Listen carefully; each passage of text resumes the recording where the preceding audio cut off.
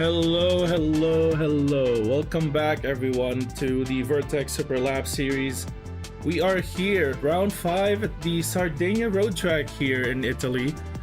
And it is the third of the 4-week stretch we have leading up until the finale at Nürburgring next week.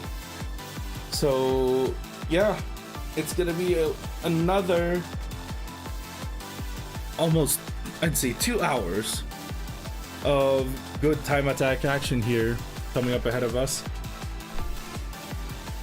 As usual, before we start, we would review the classes and how the event will go here. We have the classes first here, the Clubman class with the 500 pp sports medium tires, the modified 650 pp in sports softs, and the unlimited, which has no pp limit and but only restricted to racing hard tires. I believe I haven't mentioned this quite a lot in the previous streams, but it's on screen right now, you can see. But for the Clubman and modified classes, we don't have ultra parts available. Also, engine swaps are restricted. But of course, when it comes to unlimited, everything goes, right? Except for the control tires of the racing hards. As for how the event will go, we will have 20-minute sessions with only one class on track for each class going to 2 sessions for a total of 6. The going order would be Clubman, modified, and unlimited, and that order going twice to complete all 6 sessions. For this round, we have the beautiful looking Sardegna Road Track B, an original track here introduced in, I believe, in Gran Turismo Sport. Now, a lot of you may be wondering why we chose Road Track B instead of A. Well, the reason is Track A is, well, very narrow. It doesn't really offer a lot of place for passing. This is a time attack series still, but you do encounter traffic here, and it makes it quite difficult for people to, get around, make way for people to move or get around slower cars and stuff. So, being the friendlier one of that, we chose Road Track B, as well as having a more technical section than Road Track A. 3.8 circuit, almost 4 kilometers, 13 turns, and the longest straight of 700 meters on the main straight. But the truth is, it actually goes for almost a kilometer, because on our track map here, it only shows going before turn 1, which is a little left kink you do before braking. So everyone really just goes flat out for almost a kilometer, you could almost say. But given how the track is, lap times may be affected by wind, who knows. But for this week, again, I am joined by someone here in the commentary booth. This week we have Storm Pacer of Clockwork Motorsport. Hello, Storm. Good day. Hello, hello, hello. Welcome, everyone. And yeah, good to be here. Thanks for inviting me along today. The truth actually is, a lot of people don't notice it. Storm was supposed to be here for the initial run of the Tsukuba round, which was postponed because not a lot of people were available. You remember that, right? Yeah, it was. The turnout was. Yeah, I don't know what seemed to happen there, but it seemed the turnout was pretty low. And then, yeah, to make matters worse, ended up having some issues getting in the lobby myself. So, yeah, that weren't great. But yeah, then couldn't join the round. I had some stuff I was in need of doing that particular week, and I think you had Harry-Mon for the Suzuka round or Tsukuba round. Yeah, when we initially postponed the Tsukuba round because that was the round I initially wanted a lot of people to be in, just because it's Tsukuba. It's time attack and Tsukuba. You have to have that round, right? So I thought of postponing it just so a lot of people, because really the reason why we didn't have a lot of turnout for Tsukuba ended up being it just conflicted with a lot of people's schedules, right? A lot of people wanted to be there, but because of what happened with their schedule, it just couldn't happen. So I felt like, yeah, maybe we could postpone, have a lot more people in. instead of running the event with like just three people in there actually. So And I mean, I've had a little look at the I've had a little look at what's been going on with the stand-ins, and there's been some pretty quick times from people on any given week. So it'd be unfortunate not to have certain people in for certain rounds for that fight to continue, because it's been pretty good. People have had their days and their cars and their track combos. it's true, and we did have a lot of people changing cars for certain tracks. Well, we still have a lot of people bring the same car since they first competed here in the series. But here we go as we look at the start of the Clubman class, the first session of the event. You can hear people hitting their horns here already. I have a guess as to who that is, but it adds a different layer to the whole thing, I guess, because yeah, these are road cars. These aren't racing cars. And obviously you could probably see as we're still on the stream, it's still showing us the stream lobby.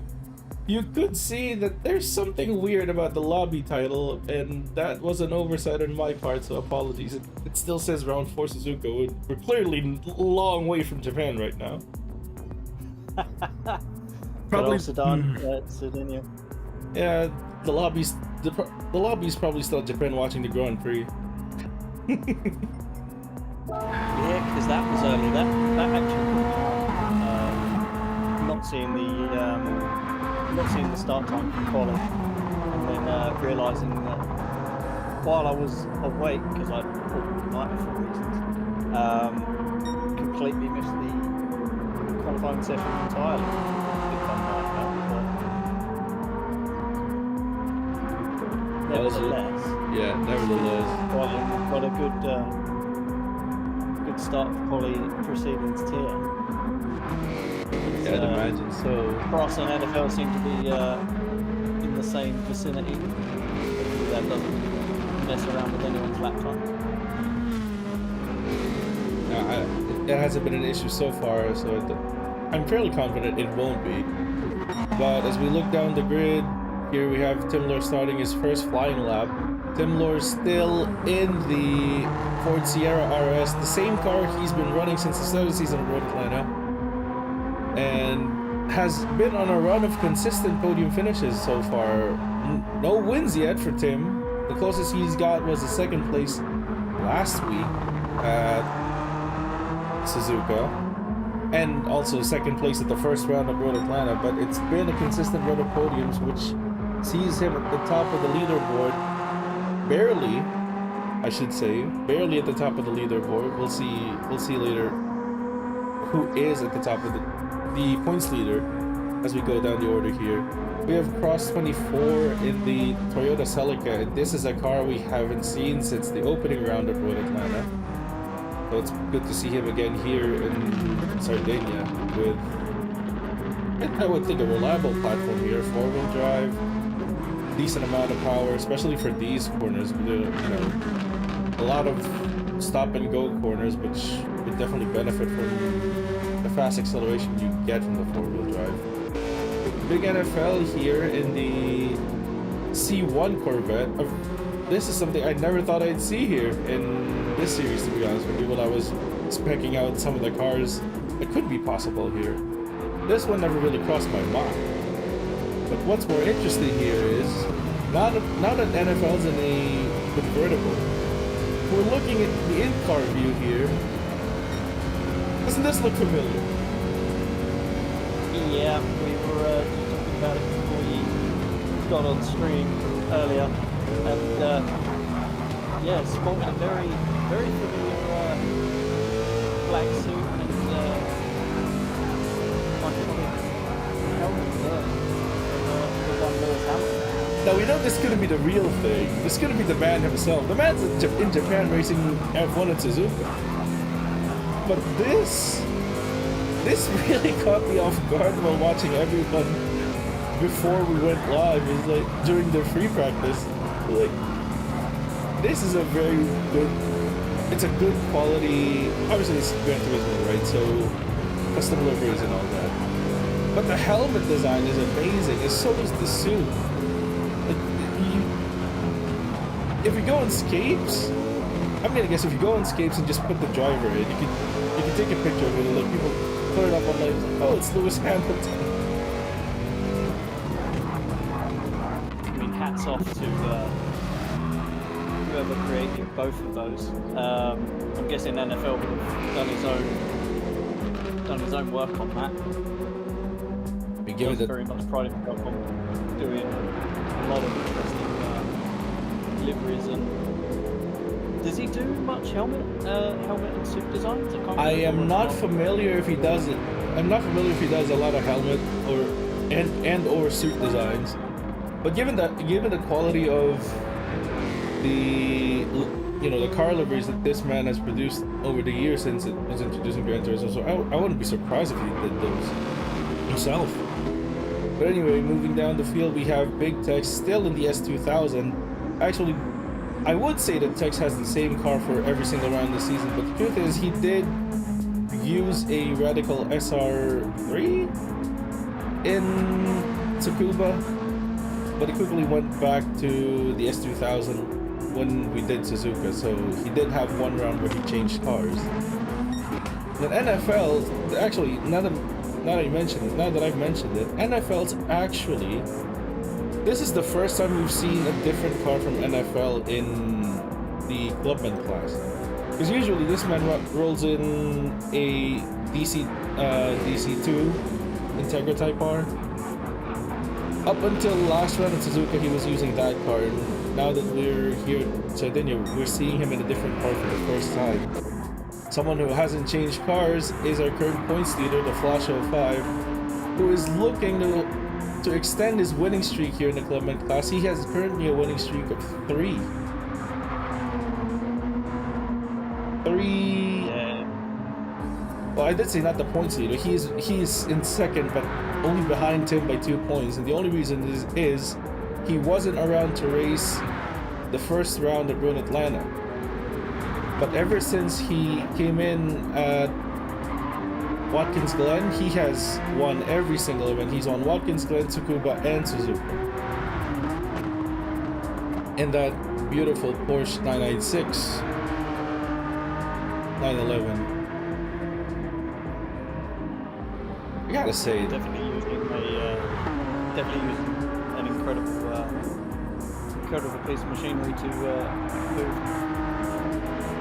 move around the track, and he's definitely putting that car places.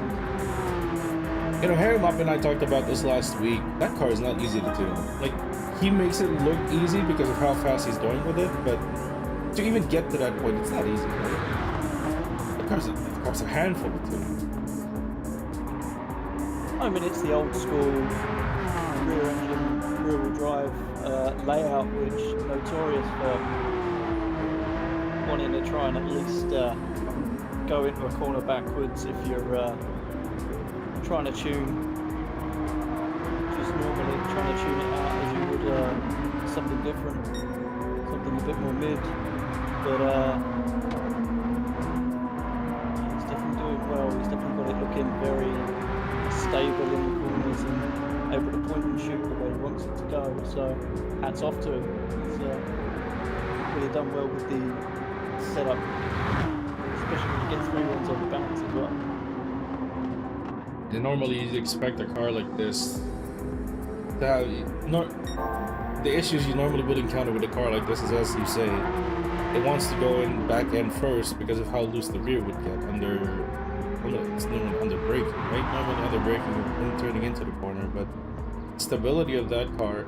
Also in my experience of trying to tune Porsches, specifically I had experience with the 930, 911, and the 997, but I haven't had any experience with the 996, so I can't tell if there's any significant differences between them. But the common link is you have to drive them a bit differently as well. It's not like you have to adapt to.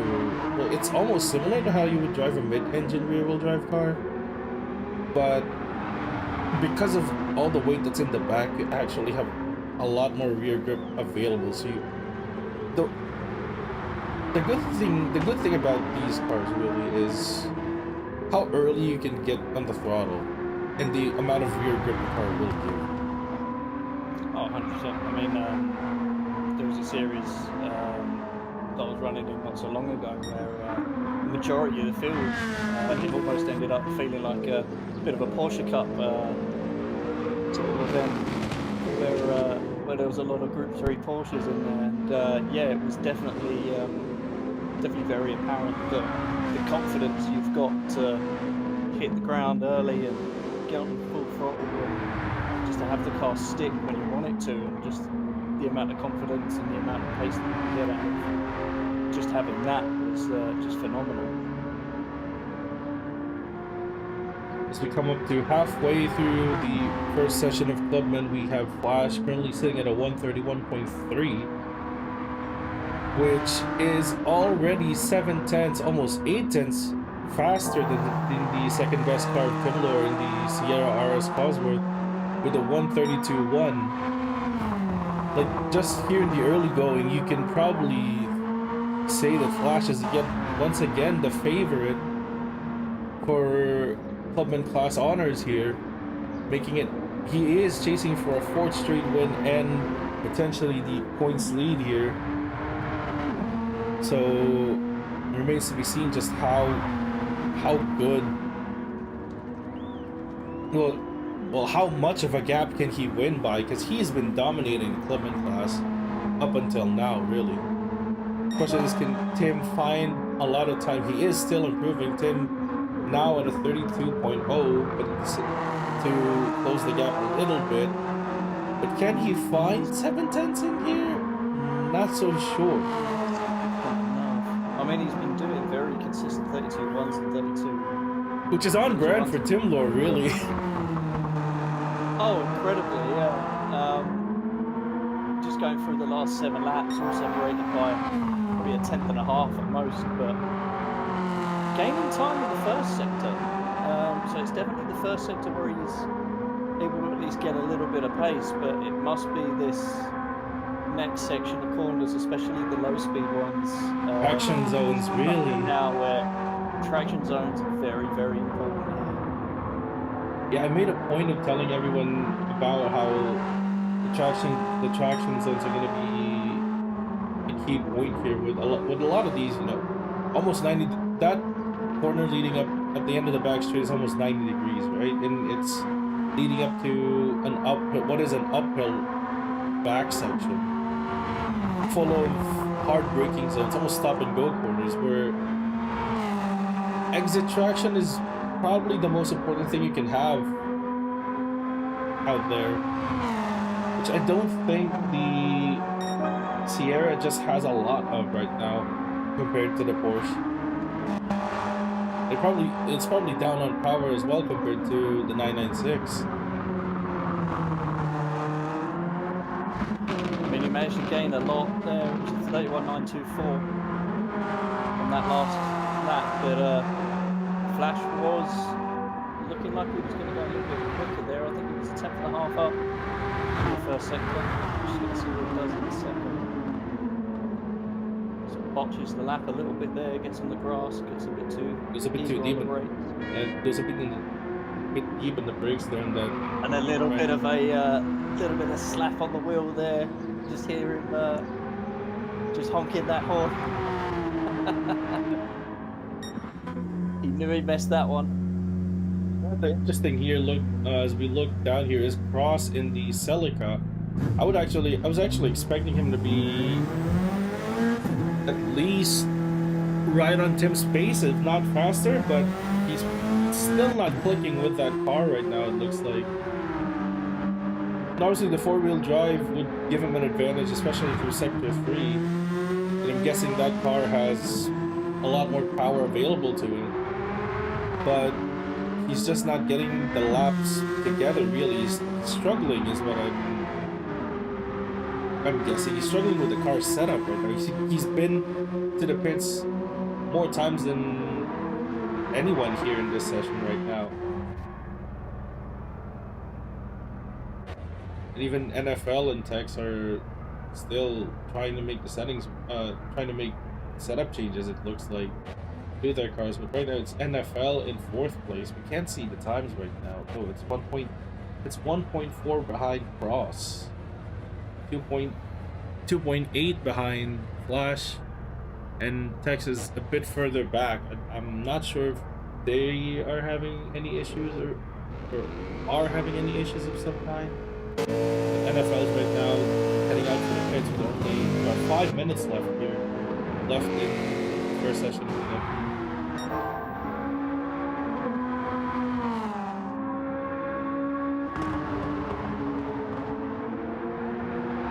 Like, if you were to build one of these cars, well, what would you pick for a platform?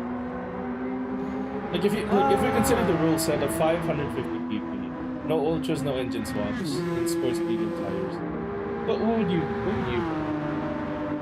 Interestingly enough, I think the concept of having a 4-wheel drive car would be my first base of operations on this. I'd probably go for something that maybe has quite a bit of weight to it, so that I could put it as more of a midship car to get that traction down, just to get the overall grip levels maybe sorted out a lot better. And yeah, I'd probably use that as my base, and then maybe go for, depending on what the track would be. If it's something tight and twisty, you want something that's going to be quite light and nimble. Don't need a lot of power, but at least a little bit of oomph to get your traction out of the corners. But a track like this, you'd probably want to sacrifice a bit of the weight and try and focus on getting some maximum rotation, maximum traction, and try and dump in as much power as you probably can to really make advantage of the last couple of corners and getting the exit really perfect for that long straight and that midsection as well. So I feel like Cross has got the right format. I just don't know whether or not he's got the right balance in terms of the car itself. Maybe the weight distribution isn't so great on that to allow him to fully maximise that. But I definitely wouldn't be looking at a rear mounted engine car. So very unorthodox there from Flash, but definitely making good use of it. And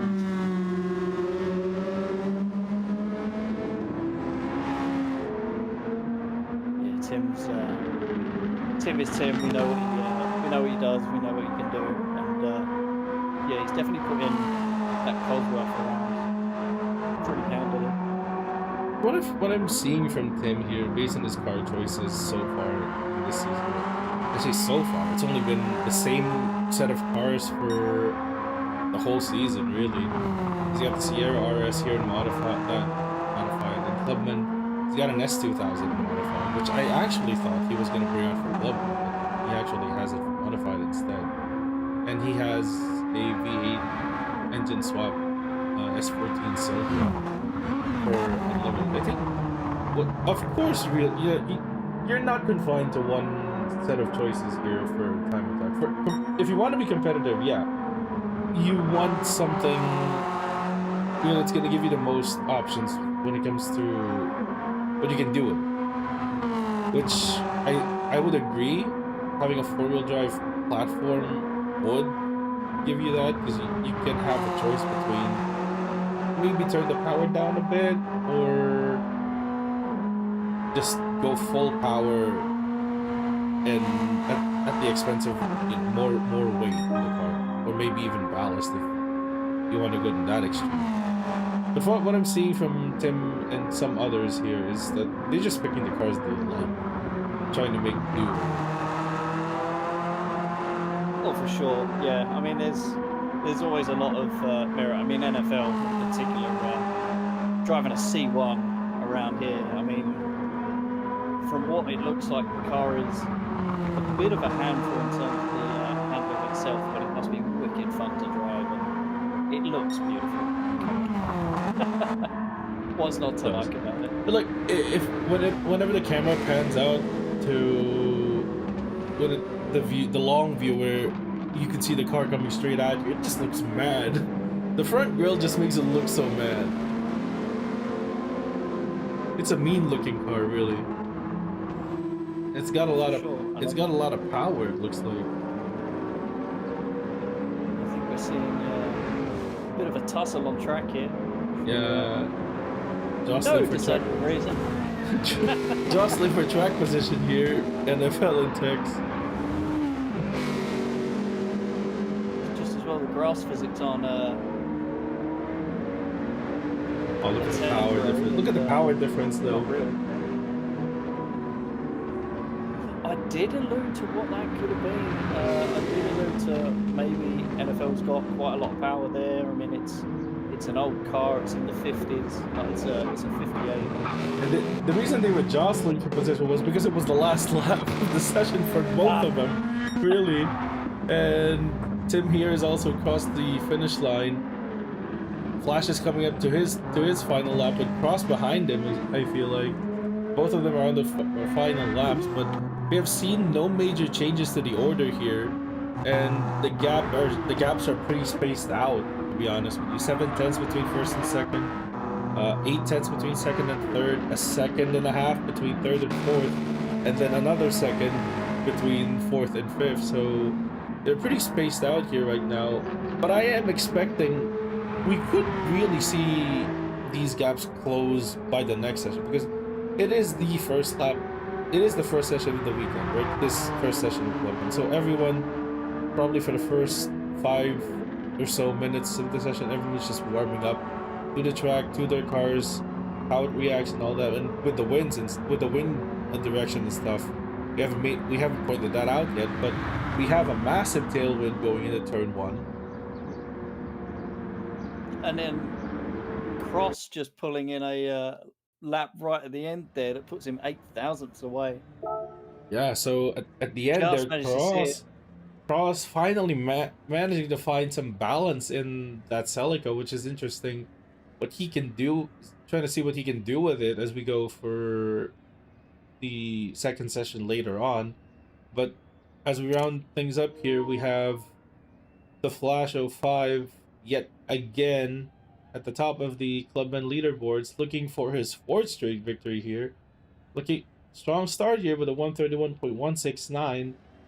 Definitely gonna try to get into the 130s here for the second session if he could. And Tim in second in the Ford Sierra with a 131.877. Cross 24 in the Celica GT4, not far behind. He was almost a second away before his final lap, which he got together at the end there with a 131.885, just really 8 thousandths of a second between the two of them right now. The NFL in 4th place with the Corvette C1, the 134.235, and Tex in the S2000, probably still struggling with the track or with his car settings with a 135.465. We can expect some improvements from them in the second session, but now we move on to the first session of the modified class. This is gonna be interesting. The power jump between, like, the performance jump, I should say, the overall performance jump between Clubman and modified is big. As we go from 550 pp to 650.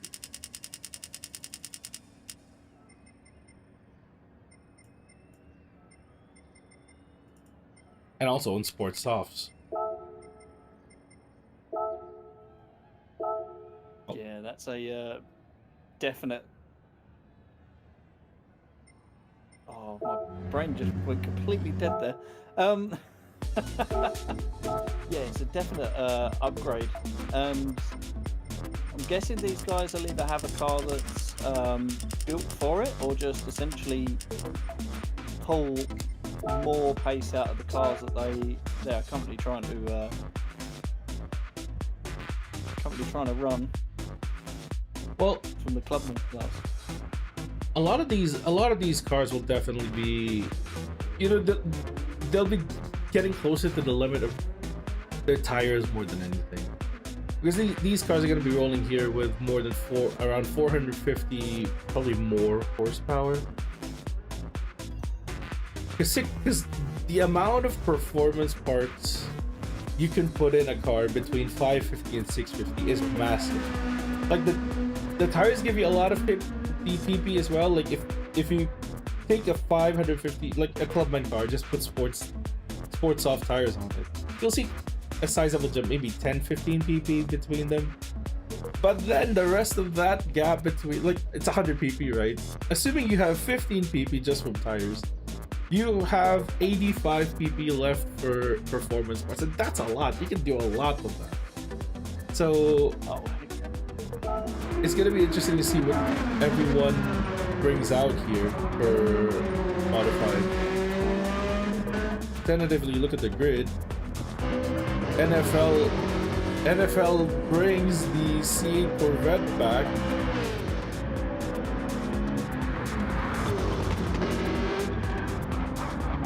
It's a wonderful thing to watch this car. The C8 Corvette.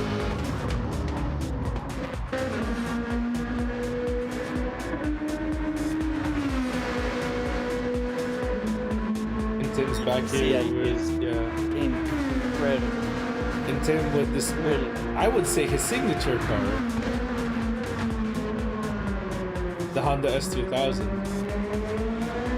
But for those who are not aware, like, we at Clockwork Motorsport have our own, like, favorite cars. And Tim stands out as one who actually loves the S2000 a lot. Back when we were running random lobbies where, you know, bring your own stuff around, Tim would always bring out, I think in Sport when we did it, he brought out a yellow S2000. I believe so. I can't remember too well, but surprise me. Good thing we're not in the actual session yet. We're having some connection issues with, I think, Cross and maybe even Tex. As Flash has informed us that Cross is gonna try and reconnect because he got disconnected, I think, when the lobby reloaded for the Clubman regs. I think that's what happened. But Flash... That's unfortunate. Flash bringing back his Tsukuba winning Cayman GT4. That is a mean car, the Cayman GT4. Like, oh, he's gone for the Cayman. Just look at it. Like, as far as competition history goes, the Flash has brought a Subaru WRX Group B road car in, was it Watkins Glen? He won the modified class with that car because he did sweep Watkins Glen and Tsukuba. Oh no, not Tsukuba, Suzuka. And for Watkins Glen, Flash had a Subaru WRX Group B road car. At Tsukuba, Flash had the 997 Porsche 911. But then last week at Suzuka, he brought out this Cayman GT4.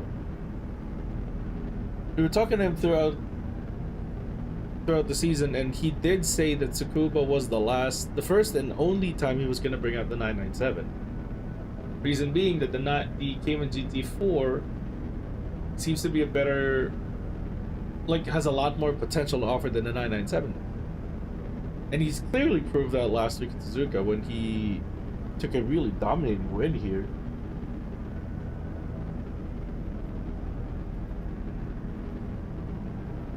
We're just waiting for Cross and Tex to get back here. Yeah, hopefully they can reconnect because it would be a bit of a shame to not see them. It would. It would. And I'm gonna guess like what Cross is gonna bring, because the last time he was racing here in the Vertex Super Lab series was the opening round at Atlanta for the modified class. I remember he brought out a Toyota Supra Mark IV, the DZA80, which was something I really appreciated, being the Supra fanboy that I am. I do have a Supra RZ that I've been driving since pretty much the beginning of it, up until now. But it's not spec for anything right now. It's not spec for... Well, I can enter it in Unlimited if I wanted to right now. But I tried to spec it out for 550. And it's pretty difficult to make this car work. But yeah, it looks like Cross is going with the same Super RZ as he did in Atlanta, in the same AU livery. That's based on, I'm guessing, the 2022 last season's car number 36 in the real life Super GT series, which was the last year of the AU livery used by Tom's. No, not the AU. They're still using the AU. I was thinking about the people.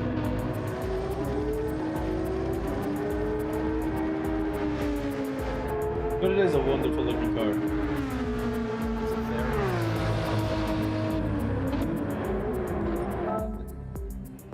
I mean, it sounds like an incredible car for sure as well. Anyway, I think everyone's here. Vertex does not have an entry for the modified class, so we're not expecting him to be on the grid for this session. So I think we can fire it up here to start the first session of modified. Oh, Cross looking like he's having a bit of a problem with the car to start. I would imagine Trying so. to find his breaking points, maybe. I would imagine so. Like, the jump up in the performance of these cars is big enough that you have to adjust again. From driving, I would say slow, but pretty decent handling cars in Clubman suddenly have a lot more entry speed going into the first turn. Oh, it's going to be quite an adjustment, for sure.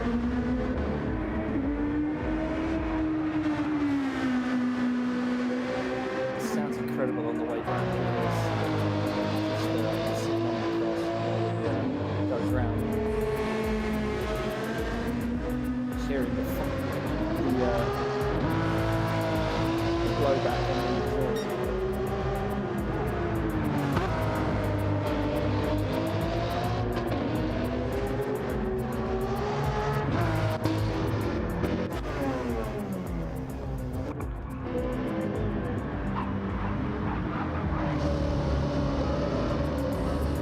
Throughout the previous rounds, one thing stands out from these cars in the modified class, which is the Corvette C8.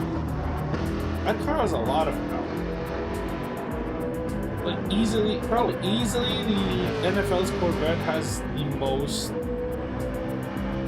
amount of horsepower in this field. And we could probably look at him going down the main straight before bringing a turn one, see how much speed he has. Right now we have Tim going down the main straight. He's already passed 230 kilometers an hour. He brakes at 250. But the S2000 reaches 250 before it needs to brake for turn. Now NFL's coming out the final corner. But It's coming out the corner and sideways. Sideways, yeah. Yeah, Driving backwards a bit, probably get himself set up. There's no one there, so he's not really posing a danger to anyone by doing that. not back back enough to actually get a full-blown run in it, but That's true. very interesting to see how much power he's got. But then again, he can't back up too far because it's a blind corner right there. Look, he's already at 260 kilometers an hour. He brakes at 264. He's popping off the rev limiter as well. He's got that gear 8 set up very, very high. He's maybe found the limit of where that car is in terms of top speed. Yeah, which is the same case. I think both me and Harry Mom noticed it last week as well at Suzuka, where going into 130R, that Corvette was hitting the limiter in 8th gear.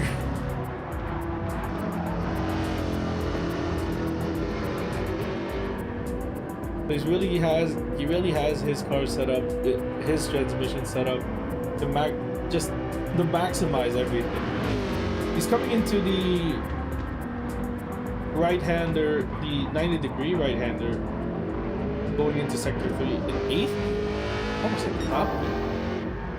So he's reaching the top of his rev range at both the main straight and the back straight.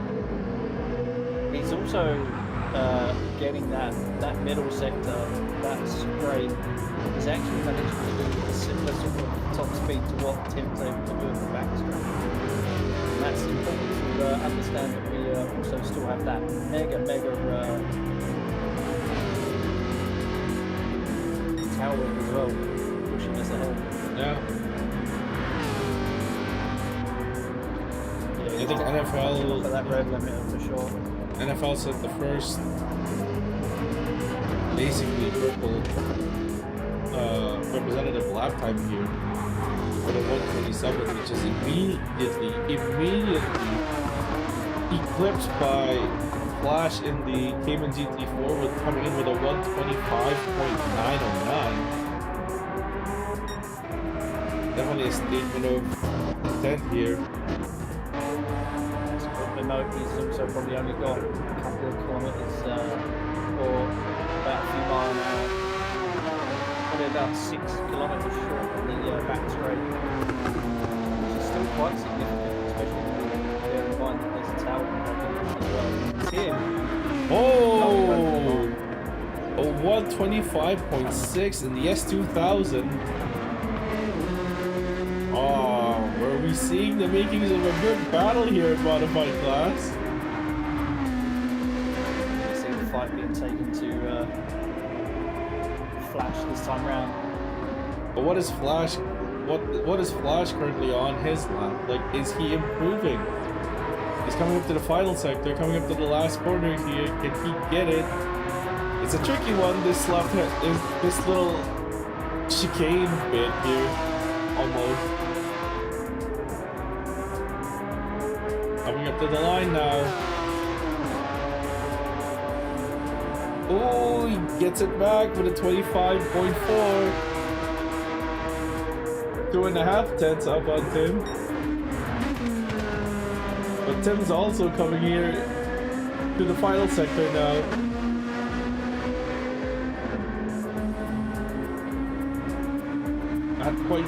Not quite flat in the penultimate corner, but then again, these cars don't have that much downforce as road cars.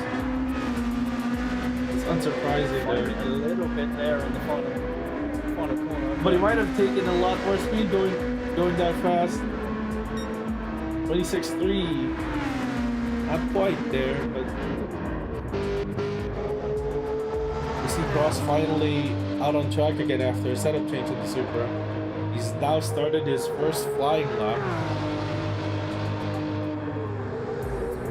Has the setup changes worked, I wonder, for this car? Oh, goes deep into turn 1. They have both right side tires on the gravel there, right?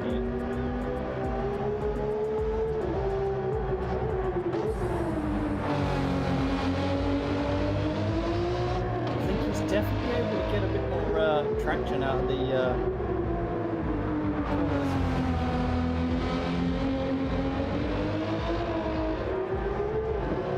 He's certainly done well to control that in the Supra. The Supra can get really lively out of the corners if you're not careful.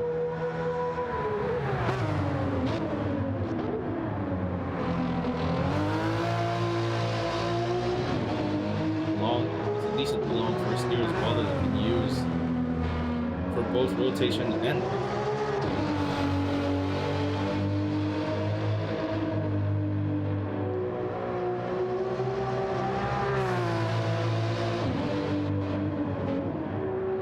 Unfortunately, we're still not seeing the lap times come down for Tim. Getting within a few tenths, but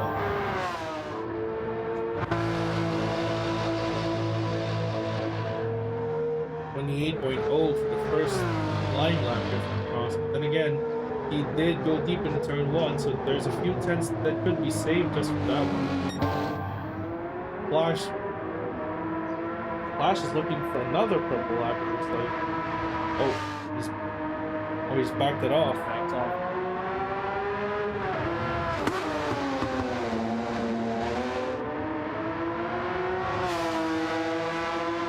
He's just trying to see where he can ace that last corner, just for Probably the is. extra bit of pace down the straight, and just find a better exit over. Yeah, I feel like he really was sussing out the last corner now.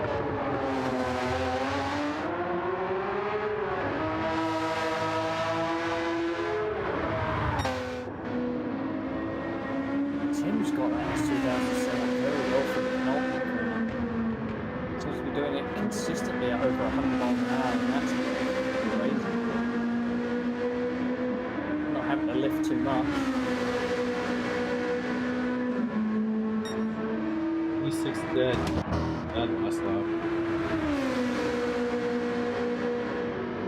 I feel like maybe he's got the car a little bit too light. Maybe he's got a little bit more power.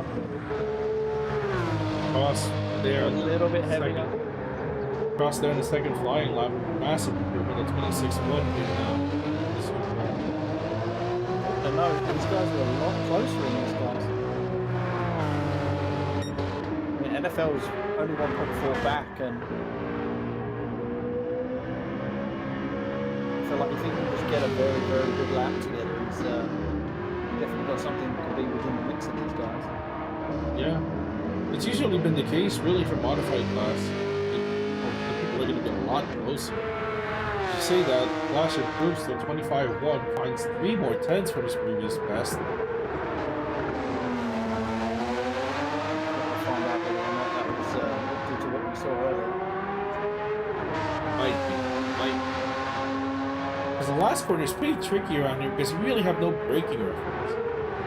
There's no brake markers for you to use as braking as visual references for when you actually need to hit the brakes. But then again, if you do hit the brakes, you still gotta feel by how much. Because you don't wanna cut too much speed and lose momentum going down the main straight. You wanna keep all that momentum in. Flash going wider out of the hairpin. Yep. Yeah. I'm surprised not a lot of people are doing cool down laps here as they would in the previous ones, because tire temperatures are still a thing even without tire wear info. Yeah, I was imagining whether or not that would make a significant difference, especially with probably like the S2000 or maybe even the Supra, especially with a front tire grip.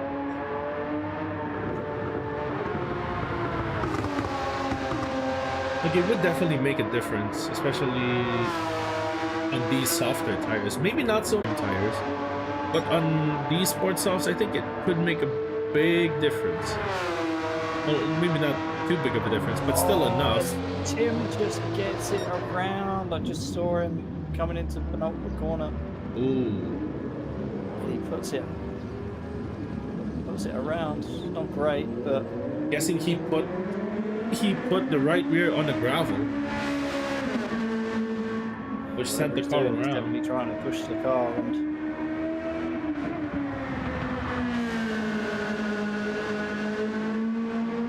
he's been pretty consistent around the final corner. yeah, he seems to have that figured out. But I don't know. I get the sense that car having a lot of lack of straight line speed going into that final sector is really hurting his lap time. Just that little bit. because everyone else is very much in the 160, 165 mile an hour down the straight, and he's the only one about 16, 17 kilometers down. 10 mile an hour, 10, 11 mile an hour difference. Can't imagine that car has too much downforce to affect the top speed that much. But then again, the S3000 still is NA. It's a, like, even just for modified class, this is a fully built car. This is a fully built S3000. Or at the very least, the engine. It's really not getting much more out of the engine is the issue here. He's really just not. The S2000 as a package won't offer you a lot of top speed. It's probably costing him a lot more than he thinks. Because you can only compensate with the handling so much. For sure. I mean, he's definitely very nimble, very quick. Using as much of the road as he dares.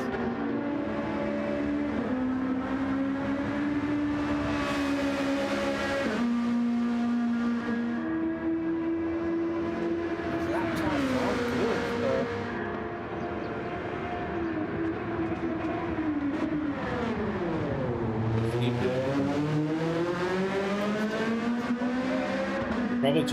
He probably tried to goes very sideways coming through to the final corner there. I think Tim tried to move his braking point forwards there. Didn't work out.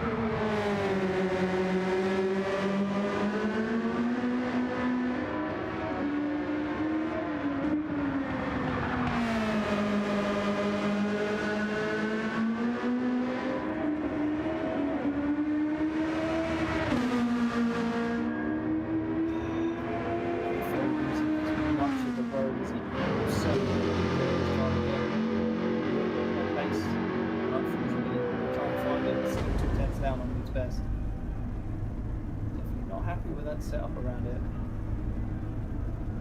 But two-tail happy that Corvette, isn't it? I'm wondering whether or not he's got it quite heavy as well to compensate for getting a bit more extra power down the straight. Yeah, that might be costing Unless him in the long run.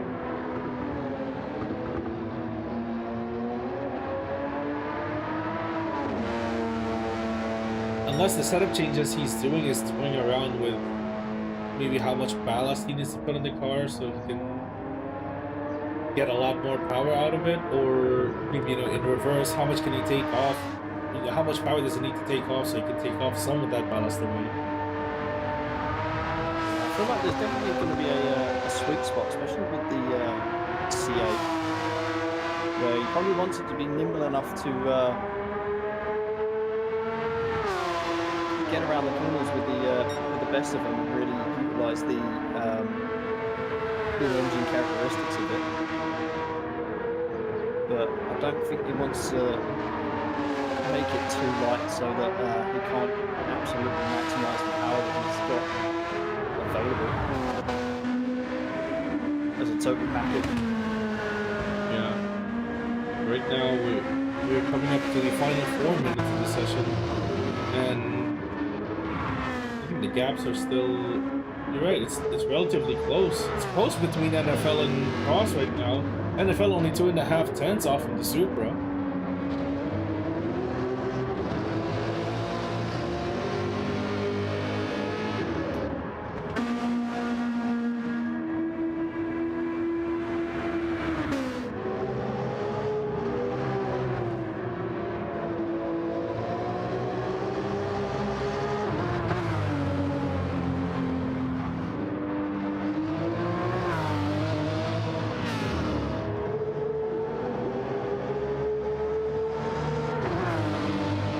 Here coming across the line now, and the NFL right behind them. What will it be?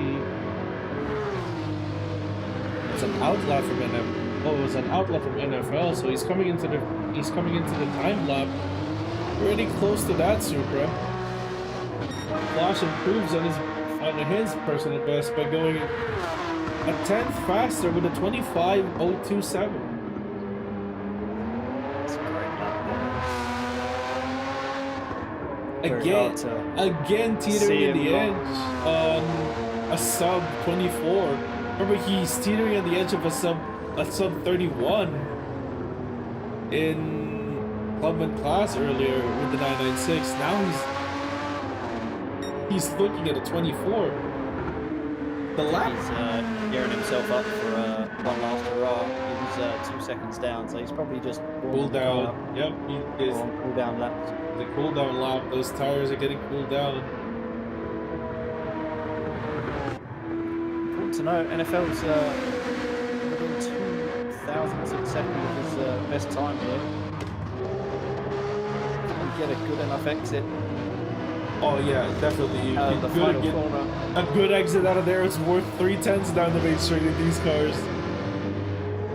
I don't think that was it though, but he's getting closer to that point. Oh, he just lost it at the end. Yeah. One more lap to really figure it out. So's Cross. Cross wasn't far away on his last lap as well. 146. His best is a 137. Now Flash has started his final lap. His final attempt to go into the 24s here for this session. You gotta be thinking Flash wants it. Flash does. wants that 24. He does.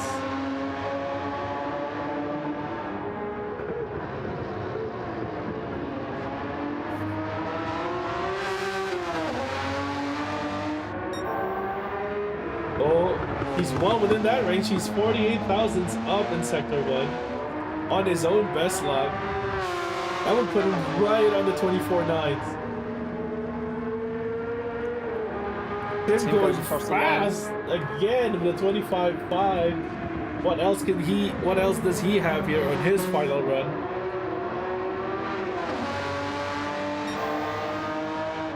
Flash. Cross is it. Flash is a 10th up. Yeah, Flash is a 10 up, but we watch both Cross and NFL cross the line here. They have enough time. They will get one more lap. Unfortunately, NFL couldn't improve on that lap, but Cross managed to extend the gap. As you see Flash going through the final corner into 23, 24. Is he going to get it? He got it. 24.95.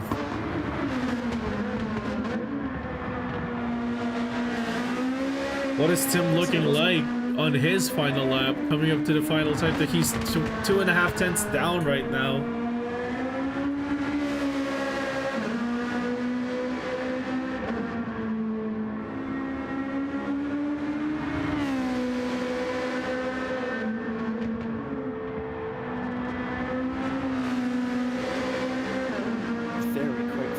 Sector. It really is. Ooh! Oh. And he made up to 2 tenths of the time he dropped. He made up 2 tenths in the final sector.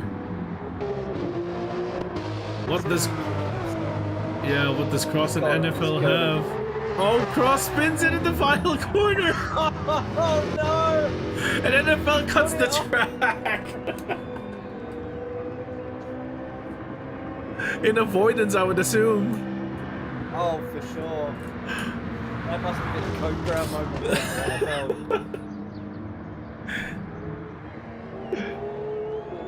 Goodness me, that was a thrilling qualifying. More so for Tim and Flash just giving it their all on that last lap. Yeah. Well, everyone just completely gave it everything. They will look back at the results here of the first session of Modified here at Sardegna. Regardless of what the lobby title says, we're here at round 5 at Sardegna, ladies and gentlemen. So we have Flash 05, yet another class lead here in the Cayman GT4 with a 124.950, getting it at the final lap of the session as well. Tim in the Honda S2000 with the 125.547, but as we saw, There's definitely time to be gained still in that S2000. Crossed third in the Supra, the Mark IV Toyota Supra with a 126.1, the NFL in the C8 Corvette with a 126.3. You know, it's a close fight between third and fourth right now, but it's still interesting to find out just how much more time can Tim gain in that S2000, despite the power deficit that we've seen here. Just how much more time can he squeeze out of that? Yeah, it makes you wonder whether did he use this car for the Tsukuba round? He did. Because I feel as though the way the car would have been for that particular track, and Harry was performing here, would have done really, really well. He did, but he was fourth in Tsukuba because he was up against a couple four-wheel drives and Flash's Porsche. Wow. Yeah. I remember back in Tsukuba round, the winner was Fausto with a Lamborghini Huracan of all things.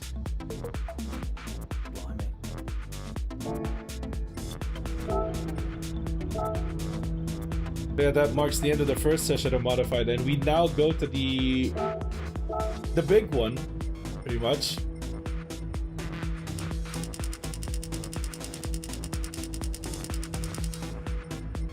Time to take all the limiters off.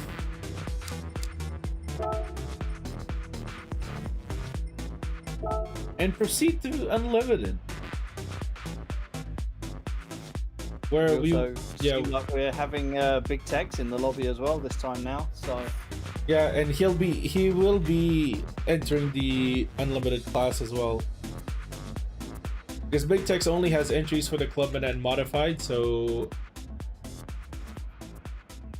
there really was no reason for us to wait on him earlier in before we started the Modified class, since he didn't have an entry there to begin with. But now that he's back here in the lobby, he will definitely be back on track with his Modified class car, which I want to say it's the C7 Corvette, but judging from last week at Suzuka, where he brought out an R35 GTR Nismo, I'm not so sure which one he'll pick.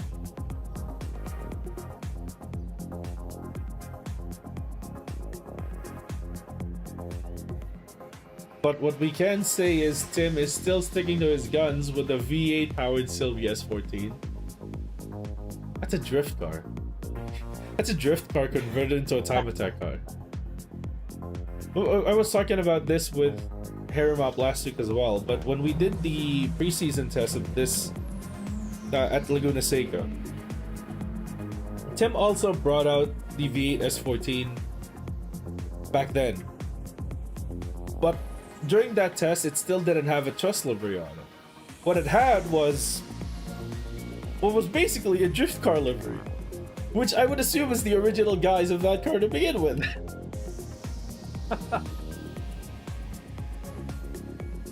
And now we're just seeing the oh my lord, that is one car. Yeah, and it looks like Texas going with the DR Nismo again here.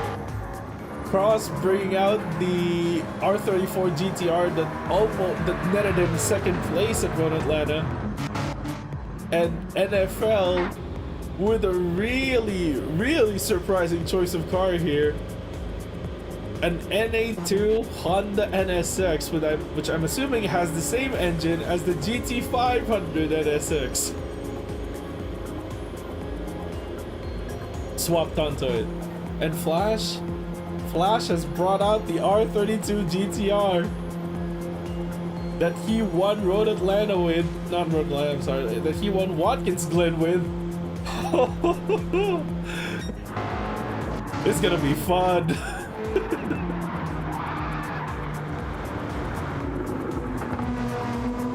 We have 3 generations of GTRs here. We have Tex in the R35, Cross in the R34, Flash in the R32. Oh, this is gonna be crazy. Let's fire it up. Let's see what these guys are. Let's see what lap times these guys can do. Because take note, the leading lap time on the clubman class is a 131.1. The leading modified class lap time is a 124.9. What do you think these cars are gonna be? It's tough. If they're completely unlimited on performance points, it's going to be. What do you think? 18s? 17s? It's be tough. I was gonna say 18s, but 17 and maybe even 16s could be on the cards. It really just depends. I remember last week at Suzuka, a couple weeks ago at Tsukuba, I should say, I was saying, oh, maybe people are going to be in the 54s in unlimited class, but the class winning lap time ended up being a 52. Last week at Suzuka, the unlimited class winning lap time was a 153, which is already 5 seconds faster than what a GT3 car goes around Suzuka. It is, yeah, it's crazy. It's incredibly quick. These cars look very poised. They're on racing hard tires as well, so got that extra bit of grip. Yeah, but we have horsepowers in the 4 figures. Just how like does slicks even matter? Well, they're very trimmed out. They're very high powered, very low weight. Probably all the downforce they can possibly have available, just thrown on the car, just for extra good measure. Interesting thing here is we're looking at big NFL's NSX, right, which has the GT500 engine. Fully tuned, that thing makes 800 something horsepower, 850, 60 something, something around that range. And that's crazy, right? An 800 horsepower powered MR NSX. That would be mind blowing, especially given it's an NSX. Typically they're only, what was the stock one? 305 or 300? 320? For the second generation, I think it was 320. Yeah, so that's way more than double the power, and you're probably expecting him to take all the weight out of it as well, but it's a supremely good handling machine. But here's the best part. This car's the least powerful in this class, right? As we see Tim with 118.8 going over the line. This NSX is the least powerful car in this grid right now. Because I think, if I remember right, that V8 S14 is running on 1300. Or not 1300, it's 1100 horsepower. That R35 is running at 1,000 plus. And so is that R32. And Cross going in with a 16 deck, setting the gauntlet. That R34 with the Group C engine has 900 plus.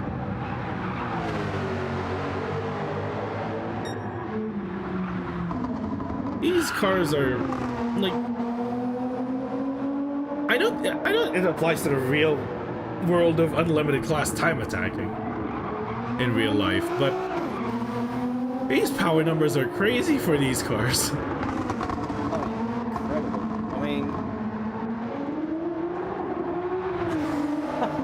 I'm just looking at the top speed that these guys are getting, and Timlaw with a 220 down the main straight. Just incredible numbers. Just all 200 or more going down going down the straight. For context of just how powerful these cars have gotten, let's look at how, like you mentioned, like how much power does the NSX have at stock, right? Let's go through the field and just see just how much power these guys had, these cars had at factories. The R34 GTR and the R32 GTR as well. Well, the R32 came with 320 horsepower. The R32, 208. The Sylvia, 220, 250.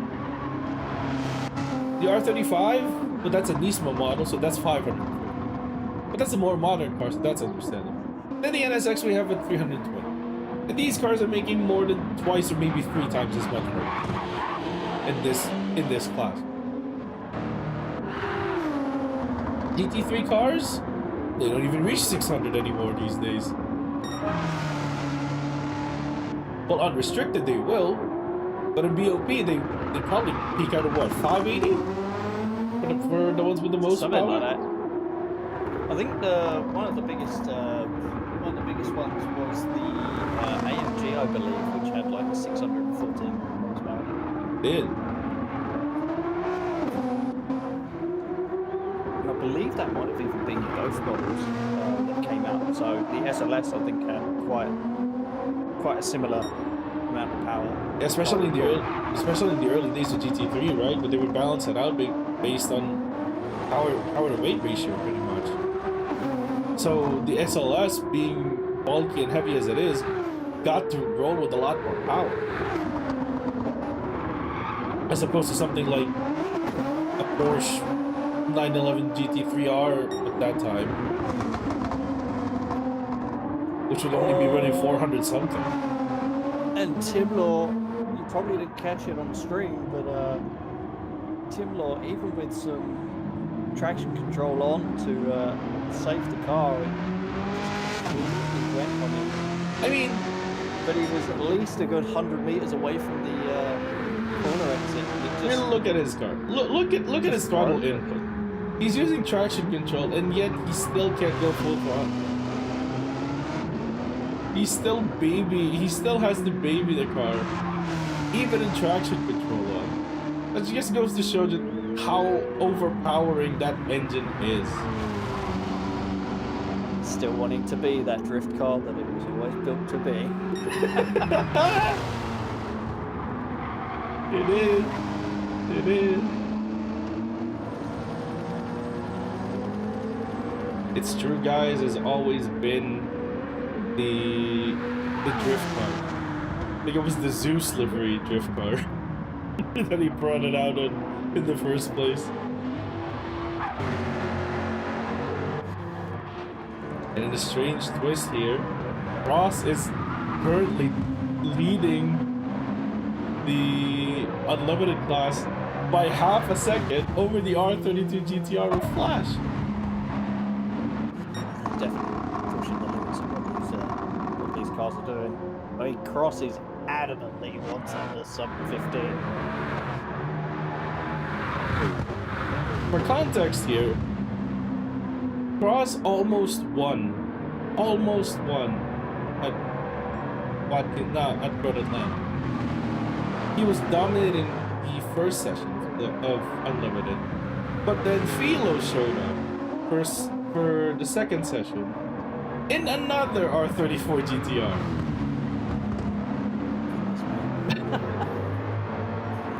And ended up winning the class there. It was a 1-2 for R34 GTRs at Road Atlanta. And then last week at Suzuka, it was a 1-2 for R35 GTRs when it was Flash and Tex running R35.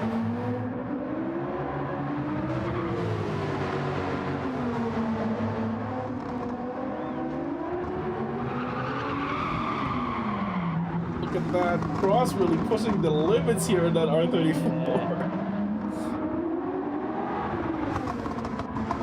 Really good idea to have a four-wheel drive car, especially with the amount of power that's been put down. Makes you wonder what the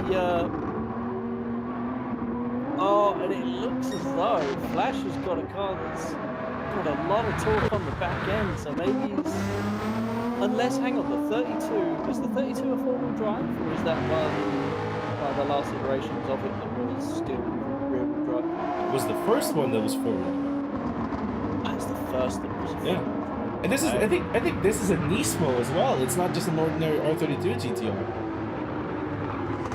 This is the Nismo model of the R32.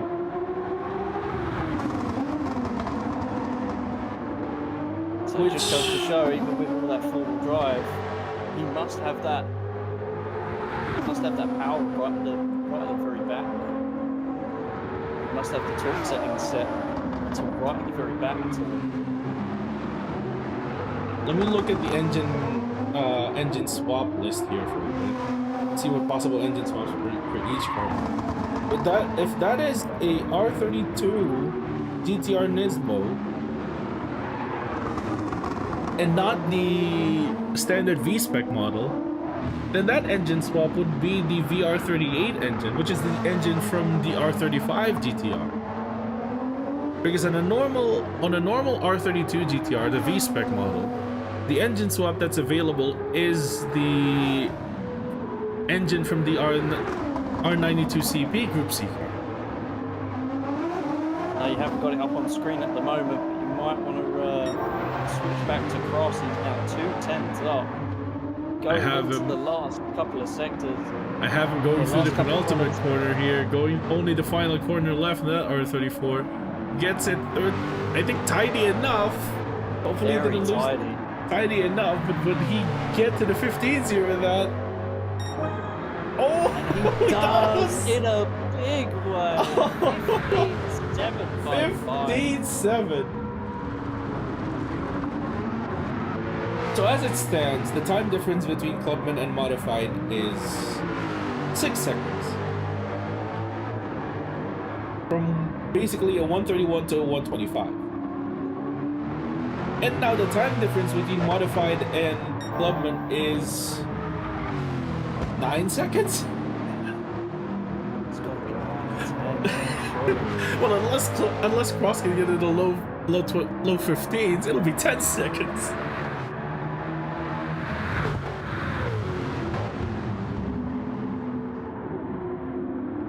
Know for a fact that this R34 has the R92CP engine in it. But let me take a look back at the car list of everyone here. So Flash is running the R32 GTR Nismo. So he has the R35 GTR V6 on that. I've got a funny thing. Oh, and Flash just dropping it just in the final corner. It was half a second up.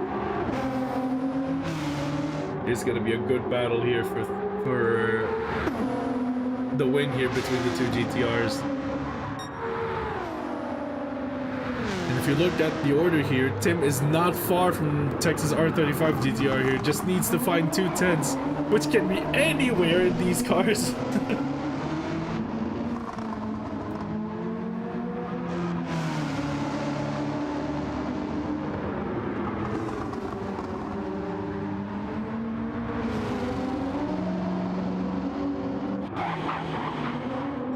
NFL himself isn't far from Tim. He's only less than half a second away.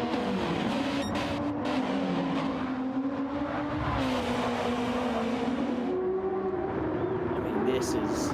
You gotta have supreme focus as well, on top of just having all of that power. And Cross is 2/10 up. I mean, he puts it in the kit a little bit there, just drags it through, but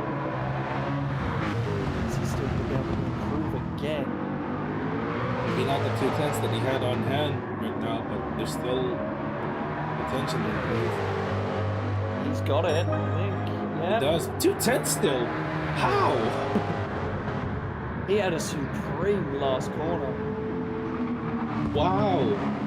Flash improves as well, but it's a 16.6. A 16.3, sorry. It's a 16.3 versus a 15.5. Keeping that gap at 8/10. Cross is absolutely in tune with his car, but he definitely still has more to give. Even Tex finds improvement with a 117.7. Stretches the gap from Tim from what was 2/10 earlier to now 8/10.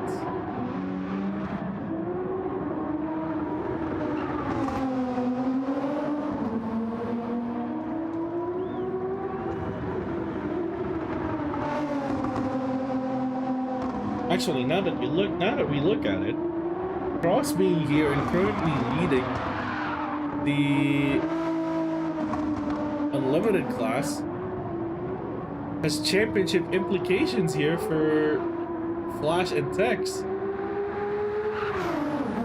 Because currently, Flash leads Tex by a single point.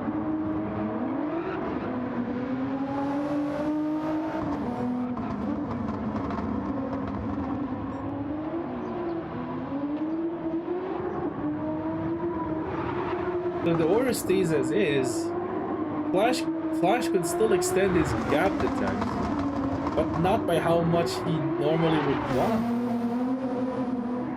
Because the gap between second and third isn't as big as the gap between first and second. Tex finds more time again. Yeah. 10.5 found there. Improved to 117.5.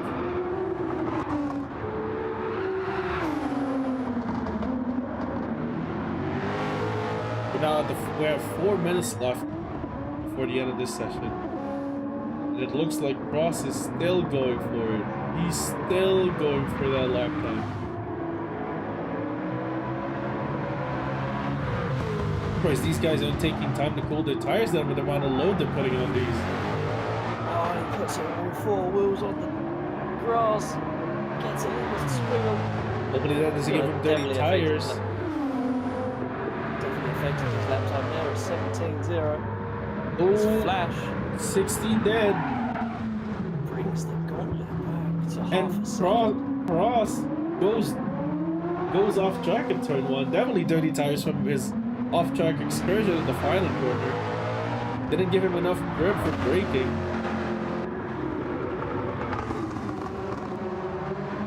He's in that 44.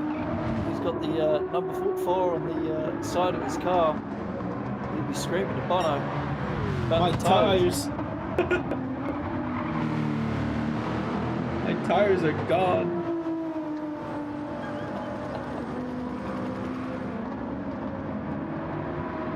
Speeds these guys are carrying before they brake. They almost hit 300 kilometers an hour before they brake for the 90-degree right-hander.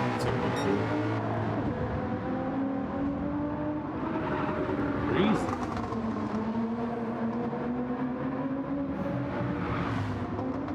Everyone's seemingly fairly comfortable with their cars, just trying to find the lap time on track rather than in the setup. I've seen anyone really go into the pits yet for setup changes. Ooh, Flash closing the gap little by little. It's a 1:15.8 from Flash.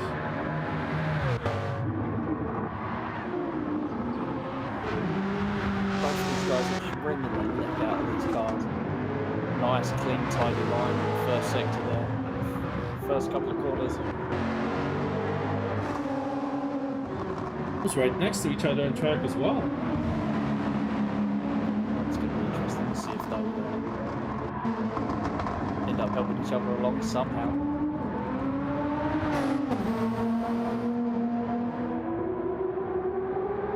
Well, improves 118.8, closing the gap to Tim to just 2.5 tenths.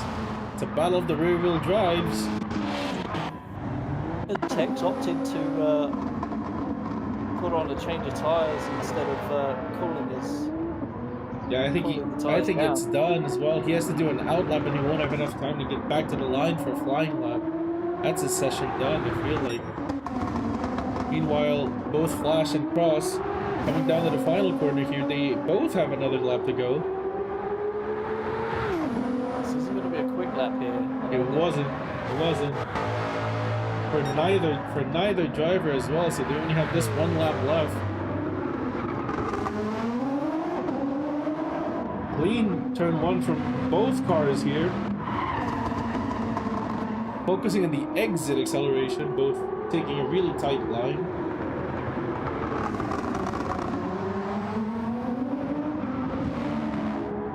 The way they've got these cars pinging into the corners as well, especially with the amount of power they've got in them. Yeah, both cars are in the purple right now through sector 1.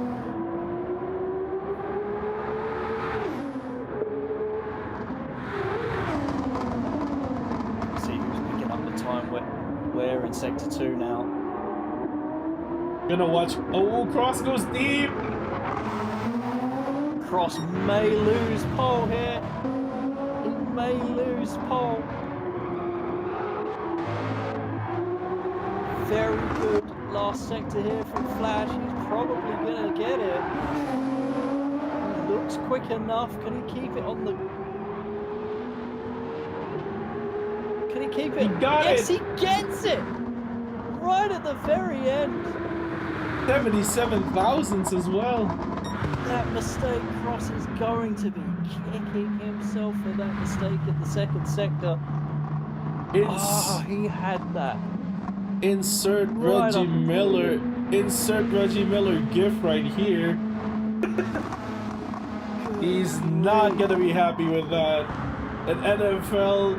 No, sorry, Tim stretches the gap to the NSX with a 1:18.1, but NFL is still on his final lap, but it doesn't look like he's going to improve, so that's going to be Tim extending the gap to the NSX at the end there, the final lap of asking, and closes the gap to the R35 to just a little over half a second, so it's still not over this battle for third.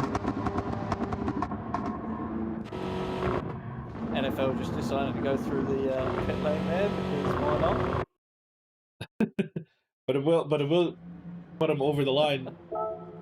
So look at this result here, first session of Unlimited.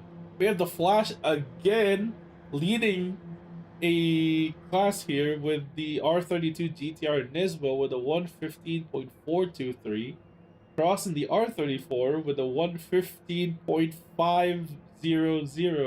77,000 separate our top two right now. And then we have Tex in the R35 GTR Nismo with a 1:17.5.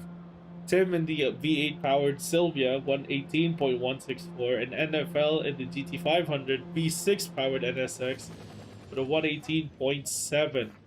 That does it for first session of Unlimited. But now, everyone now has to recalibrate as we're going back to the slow cars in the Club Med Class Session 2. And here's where it ends up being you've been going so fast for so long, or been doing those speeds for so long, it now just becomes a case of being almost pedestrian. But you have to sort of switch your mindset back into all of the braking zones being just that little bit later and whatnot for the speed of cars that you've got. You know, if you think about it, in terms of racing cars, it's like we went from Group 4, Group 3, and Group 1. We skipped Group 2 because that's just how big of a performance gap is between Modified and Unlimited. So we go straight to the Group 1s, the LMPH. It's like going from the LMPH back to a Group 4 car.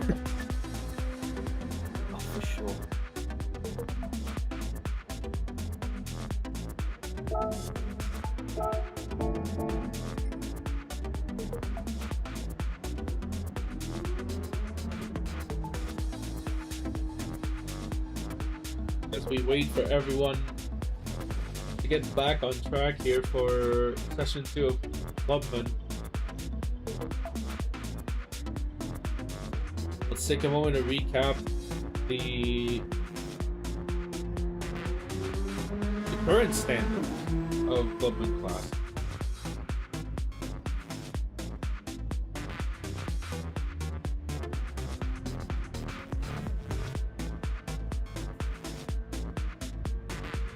Currently,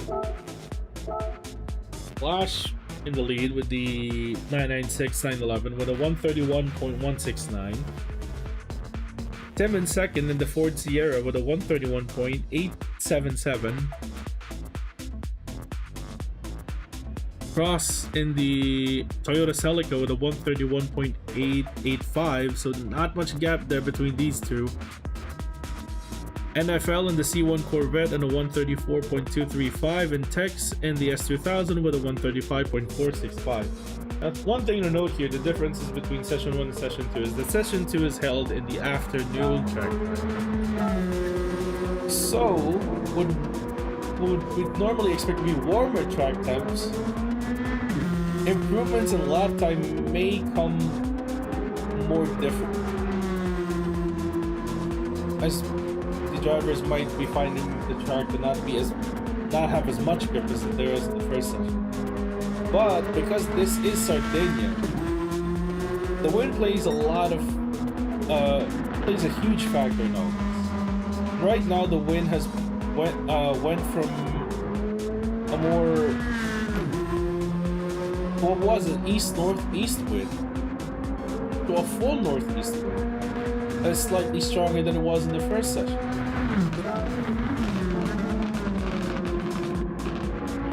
they definitely because I was riding on board with NFL then.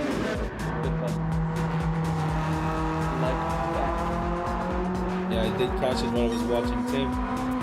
The lag looked like it snapped him back 3 car lengths.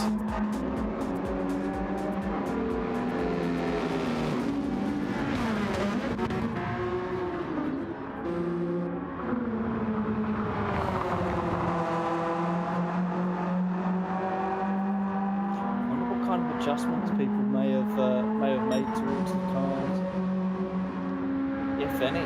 If any at all. No, honestly, going from unlimited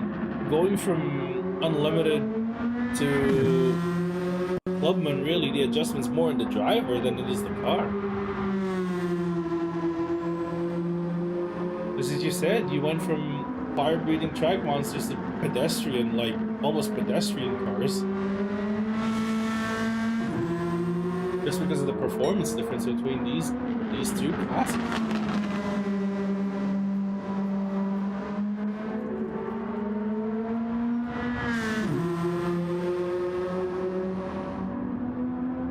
It's definitely going to be interesting to see whether anyone's dialed in now that they've had all that adrenaline pumping and really got their eye in with the track as well, though.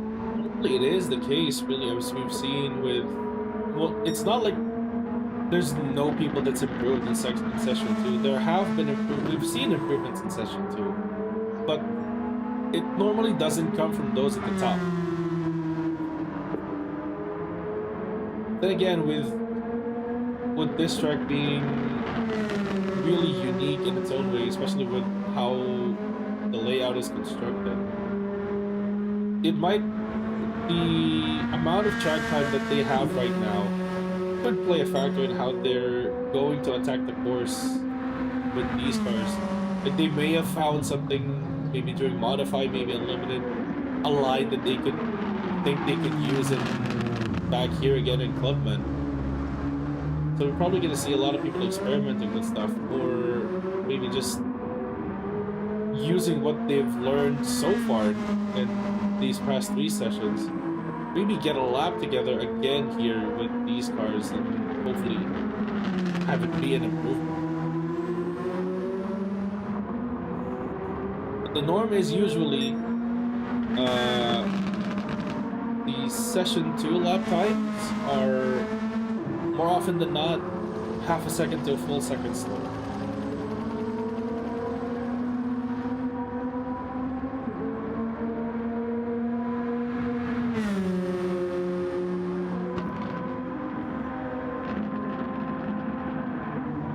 Right now is sitting on a 32.3, almost exactly half a second off his Session 1 lap. But compared to earlier, where he got that lap time at the literal end of the session, he's put that lap time down within the first 5 minutes, which means that, yeah, they've definitely bettered it to this track. It's just about readjusting their driving to these lower cars. Yeah, Yeah, and it's going to be extra for Flash because now he's having to go back to going from a four-wheel drive car to now a rear-engine rear-wheel drive. So it may take a couple of laps for him to readjust with the different handling characteristics that brings. Yeah, as well as the driving style that's needed. Too long. Yeah, as well as the driving style that he needs, right? Because normally you won't drive it. You won't drive the R32 GTR as the same way you drive the Cayman or the 996 911. No, but he's also very much up to speed already, doing a little bit quicker than Cross. I think we went 1.17 in the first sector. Maybe looking to improve that in the second. We'll find out. Yep, he is almost half a second up. Almost half a second.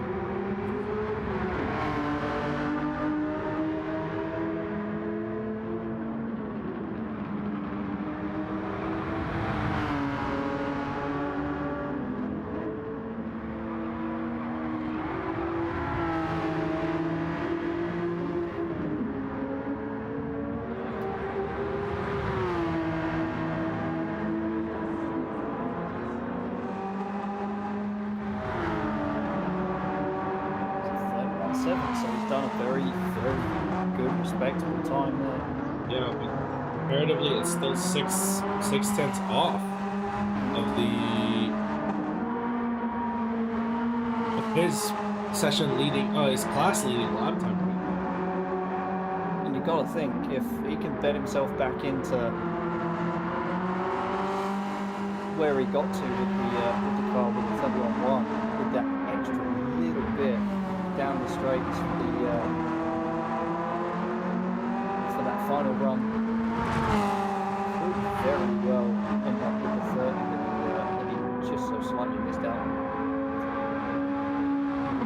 Especially if he ends up getting a little bit of help here. Might just be a little bit of hindrance maybe. Oh, and Tim, poor Tim, victim of I would say that's a rarity for the Clubman class. For you to lose the rear on exit throttle. That's a very rare thing to happen in these cars. But it does happen.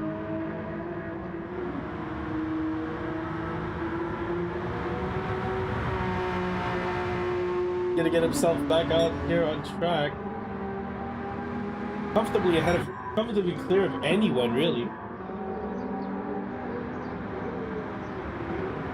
Flash is behind him again, behind him by probably a good 10-15 seconds on track. Yeah. So the track is, I want to see the track is spaced out, but we're seeing Cross here with, I think it's Tex behind him? Yeah.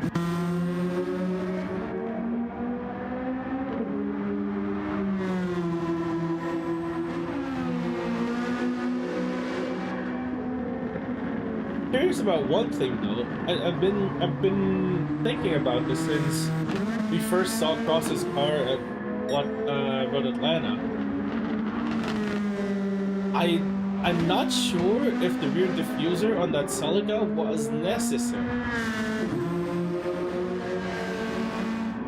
Oh, you think maybe it's dragging him down in terms of performance? Maybe it's costing him top speed. So obviously you can set the downforce, you can turn the downforce down still. But I don't know.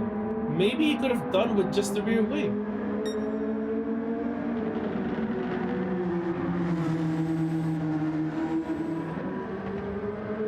Well, we're going to try people on board with Flash right now and see what his top speeds are at the end of the straight. He doesn't know he's going to be setting the lap times on fire like he was in session 1, but 236 before braking. That's what I saw in Flash's car. Now we're looking at Cross's car crossing the finish line here.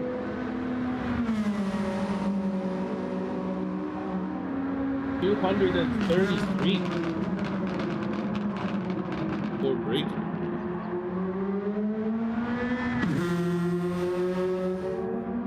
Maybe it's not as big of a hindrance as I thought it. It would be, but I mean it works, so it's definitely not doing anything wrong.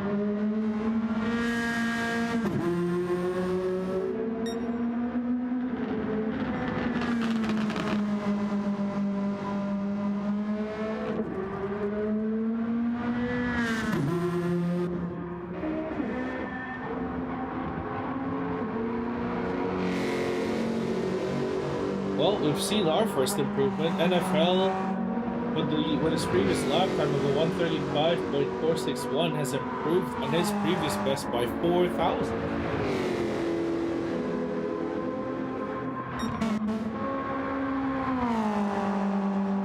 And Tim now in 131.949, only 600s off his best. Oh, I'm sorry, it's still a full 10. Almost a full 10th off his previous best here.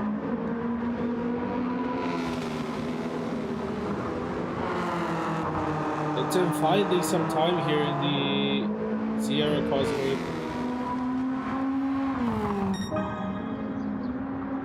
Cross is still trying to find some time. Yeah. Cross still half a second away from his previous best. And then Flash, currently leading session 2 with a 131.7, is still 6 cents off his best. His overall best. Guessing track time's really doing numbers on feeling of grip, really, in these cars. I'll be really interested to see whether or not Tim gets some tow from the Corvette. Oh, it will. Is it close enough though? it's just enough. Yeah, but I think it's just enough. But then again, that Corvette you would expect the Corvette to just leave the Sierra on the straights.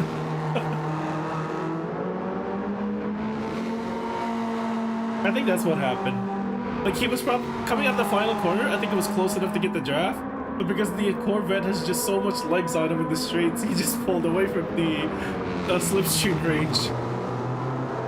Oh, cheeky! A little bit of a nudge there after doing his fastest lap there with a 34.784. I think a little nudge from Tim. Yeah, I think the apex speed was just too slow. Yeah, I think Tim just didn't expect him to close up on the Corvette mid-corner, of all places, which resulted in the touch. Obviously aggravated by the fact that NFL has the lag that NFL has. It probably shouldn't have resulted in a spin, but because of the lag, it probably felt hard on NFL's side. It probably felt harder than it actually was.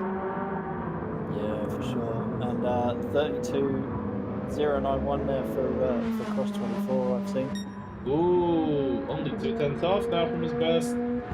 If he can find 2.5 tenths, he might be able to overtake Tim just a bit in standings, but it's gonna get more and more difficult here. We have almost 6 minutes left before the end of the session, and Flash is still behind Cross right now. Against Cross, very much bunching up now. Yeah. All the top three are in the. Oh, and Cross just going a little wide there, just as I was noticing. Yeah, but and now he really goes wide. Oh wow.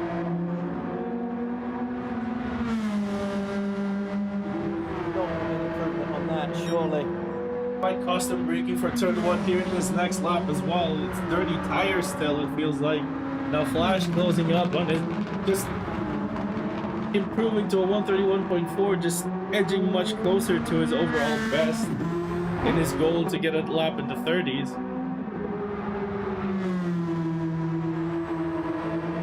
He's going to be wanting Cross to go quick enough so that he can just take advantage of that slipstream right at the very back end. It's true, he's close enough to get. I think he's close enough to get slipstream. Oh, okay. And I let him Is he gonna let him go? I don't think he is. I think there was just a convergence of lines there. Yeah, between the two. I think Cross just went on the brakes too deep for the hairpin.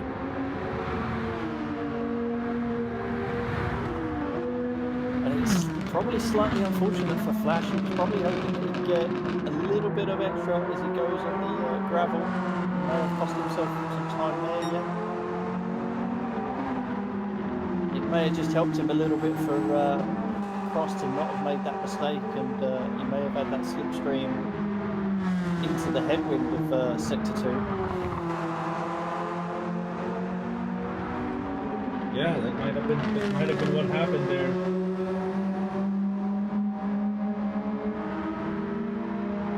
Although this is probably going to be very quick. Just miss out. 200ths of an improvement there. And these guys are probably going to be asking themselves, what else do I need to do?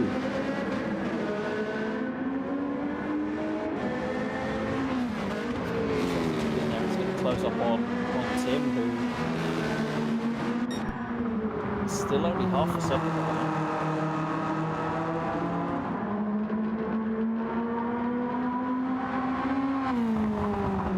He's up on his time, at the very least. Not purple, but he's definitely going quick.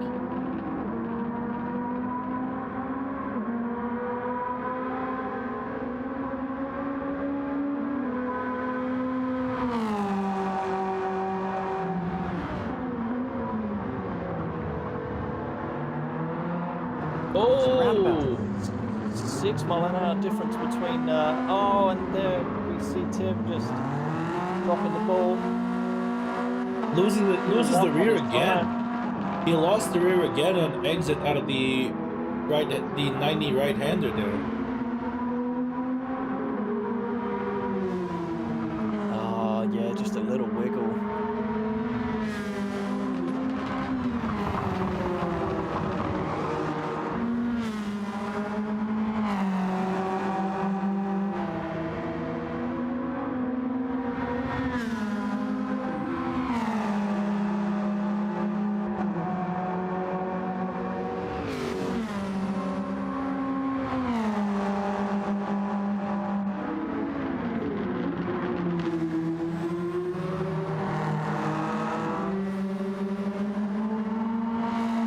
Trying to leave absolutely nothing on the table, and yeah, lap times aren't wildly consistent this time around.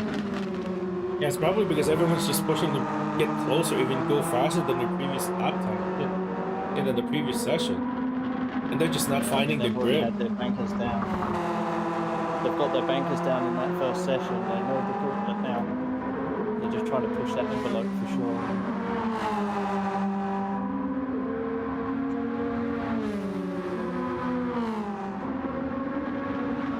When you already have a lap time, you know you have to beat to either. Oh, as Cross just puts it. Ooh. I don't know what happened there. That's no idea what he managed to do there. That's something you expect from the rear-wheel drive cars, like what Tim used to, like what Tim's already done twice now this session. But that's What, weird. did he just break loose? He might have either that, or he might have set himself up weirdly for the braking, because when it happened to Tim, it was self up for the braking. Like he might have dipped the tire off of the AstroTurf on the left-hand side, trying to get as much room, trying to like open up the corner as much as he can, but he opened it up a bit too much, went off track. I don't know. Might be the case there.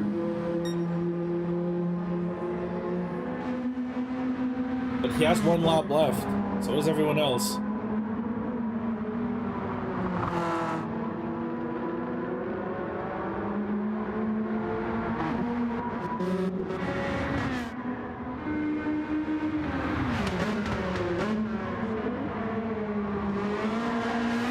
Considering where they are on track, it's going to be Texas who's going to take the flag first this session.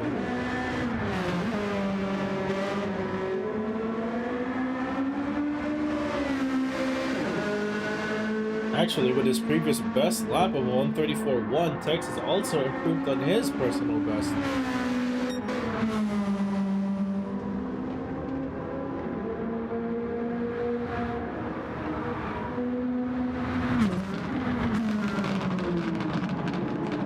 that, Cross does it again. I think he had a tire in the blue stuff when he was braking.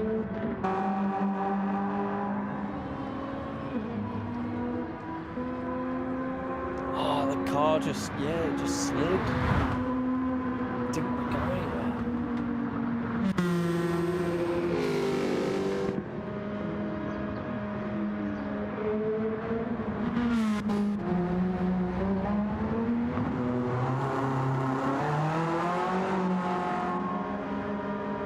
All in all, just improvements from... We've only seen 2 improvements here, not by much as well.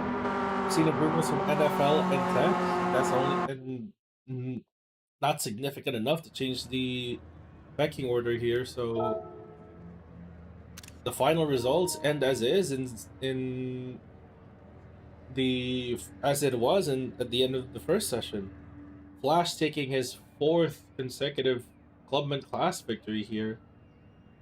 Tim Lore with yet another podium finish. Cross coming back to the series with a strong podium finish here. And Tex in 4th place in the S2000, and NFL rounds up the field in the C1 Corvette for Clubman Class here. That's going to be interesting to see how the championship will play out. I think Flash now takes the lead of the Clubman Class here with a victory. There remains to be seen if he can defend that lead next week at Nürburgring. But that wraps it up for Clubman Class. Now we move on to Session 2 of Modified.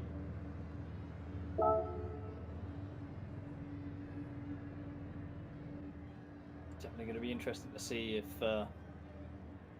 it's going to be the same thing as normal, whether anyone can improve. I think it's going to be important for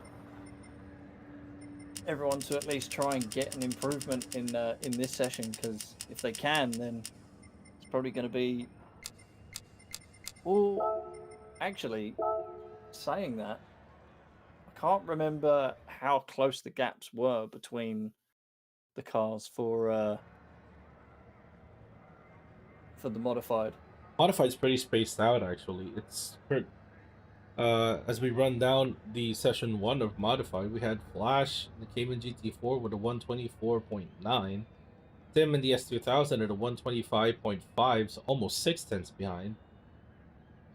Cross in the Toyota Supra in a 126.1, 0.5 off from the S2000, and NFL in the C8 Corvette with a 126.3, so only almost 0.3 off of Cross in the Supra. Really, the closest battle you have in Modified is for the final spot of the podium between the Supra and the Corvette. Unless they can find, you know, a lot. I don't know, maybe half a second is a bit too much to ask, is it? Well, I think given that we saw that the guys couldn't actually get within, well, get fairly close to their lap times. I mean, there was only what 2, 3, maybe even not even 0.4 off, but that's still not an improvement. So they got close, but they never really got beyond this happened. Like even Tex who had the biggest improvement. Even Tex had the biggest improvement in the session 2 of Club, and only improved like a 10th. You've got to wonder if someone improves here and they improve in a big way, whether or not they just manage to find something that really clicks. And if you think characteristically, as we've seen from the Clubman Class, what could have been if they'd managed to do it in the first run. So yeah, if you see any improvements here, or big improvements, you can imagine that even though they might be impressed by their improvements there, they might sort of slightly kick themselves. Why not improving it in the quicker session?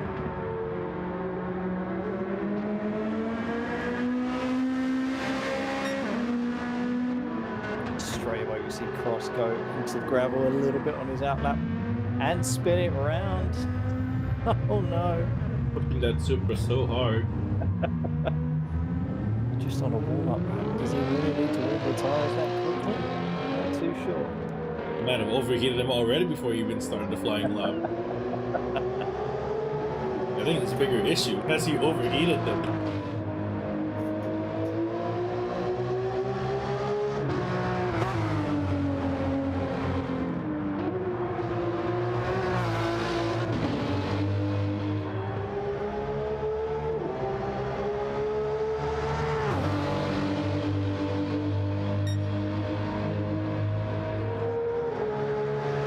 Honestly speaking, I think we're just waiting for session 2 of Unlimited.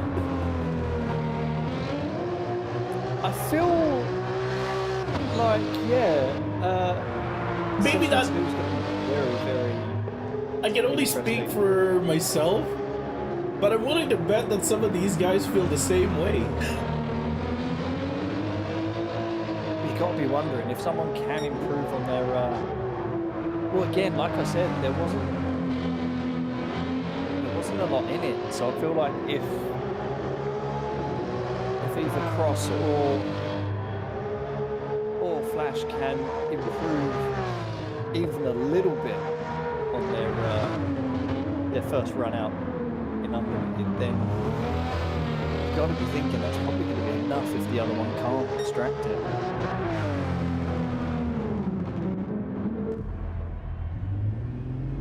Yeah, but the gaps are wide enough where even a small improvement won't make much of a difference when it comes to, not even a difference really, won't even make a difference in the final standings. Oh yeah, in terms of the final standings, but I feel like even with the final standings being potentially what they could be, I think just the bragging rights of being able to just say that you've beat your opponent is definitely high on the cards there. Probably want to be doing that more so than worrying about the overall. That is true. Especially if they're going at 220 mile an hour.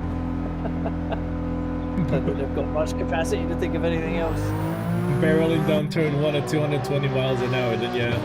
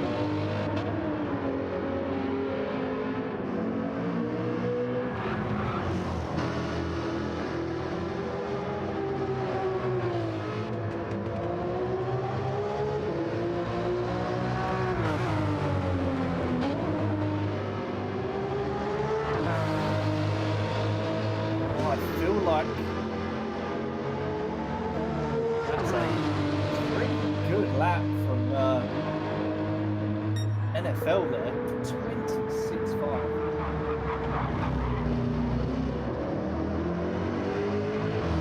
See what everyone else's laps are going to be like.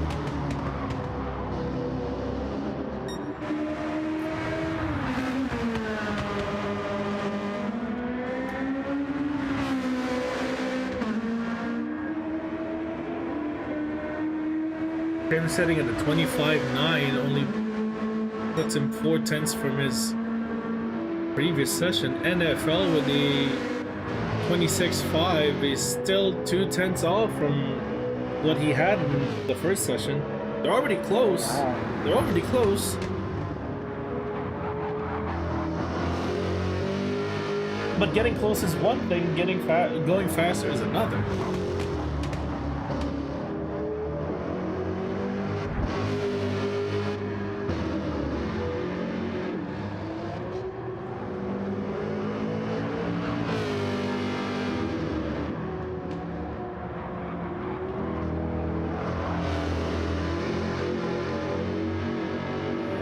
NFL's going to improve on this one. He might. He does.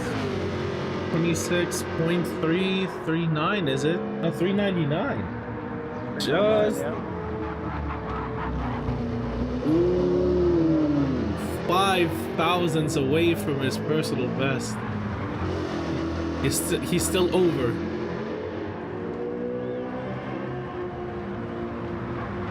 Barely.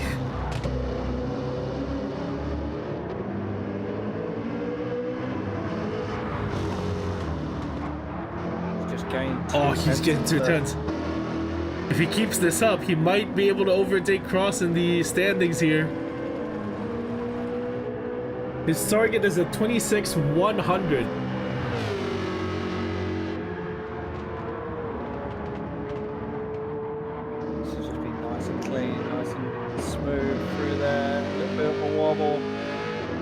Yeah, I lost some time there.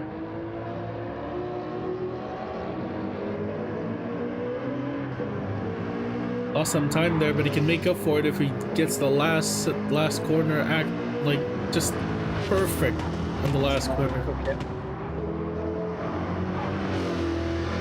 Going for the deep approach, carrying a lot of speed in it.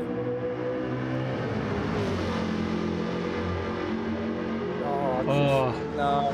Threw it away at the end. Looking so good. But oh, and Cross 25.5. Flash goes to a 25.5 and Cross goes to a 26.0.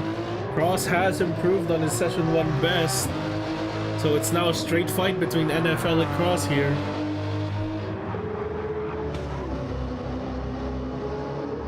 Who gets third here actually will get third in the overall.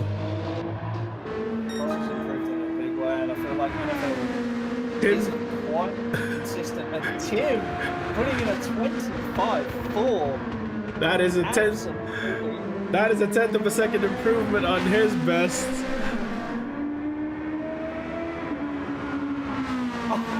Flash Takes it back with a takes it back with a 25.1. Pulls the Uno reverse card out of his pocket. Is like, nope, I'll take that back. 25.1, all still 2/10 away from the overall best he set in session 1. So everyone for Tim, Cross have improved. NFL is 5 thousandths away from improving. Is it possible that Flash can get anything faster than the 24.95?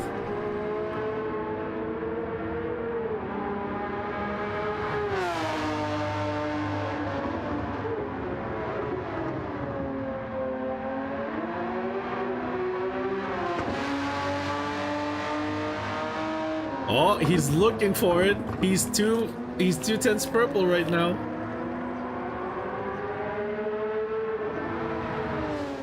Just needs to get the final corner right.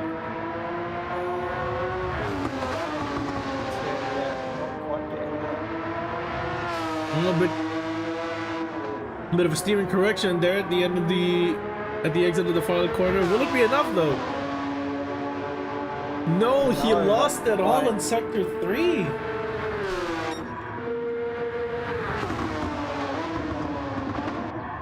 That little wobble he had at the end of the final corner might have cost him there. Trying to get on the power early there. So NFL is 4/10 faster right now. NFL is 4/10 blue. Just needs to get the final corner right. Easier said than done in these modified cars. I feel like he may have had a little bit of a wobble there. But he still had a good exit line there. What will it be? Will it be a 25? No! It's a 26-1. It's an improvement. It's an improvement. It's an improvement, but it's still 4th place. Because now that both of them have improved, it really is a straight fight here between Cross and NFL for the final spot of the podium. See, I feel like the only thing that's letting NFL down at the moment is just I don't feel he has the same consistency of pushing it 100% as someone like Cross and Tim and Flash definitely do. And Flash setting a 25.091, keeping that gap out even more.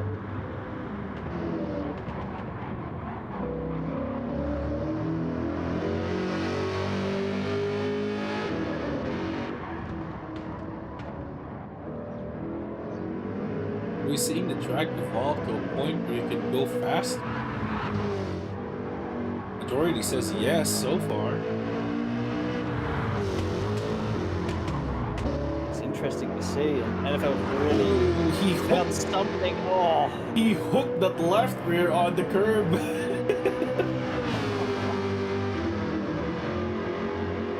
I don't know if on his perspective that's what happened, but from what I saw, he hooked that left rear on the curb and it made the car jump a bit in the rear. yeah, I mean, he managed to correct it and not put himself in the barrier, so big kudos to him for that. Just wondering whether or not Tim Law's just lacking a little bit in straight line still, yet again.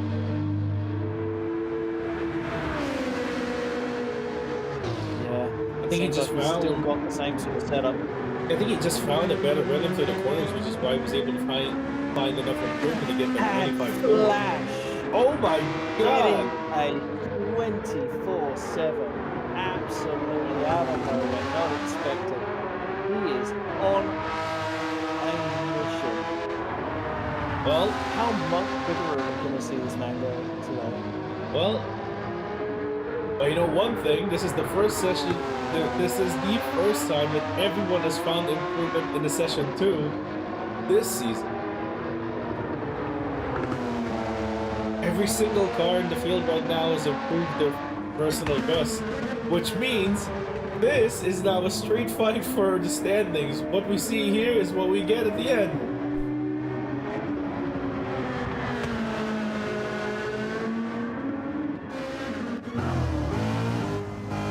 And we still have a little over 5 minutes left in this session. There's 3 more laps left in these guys.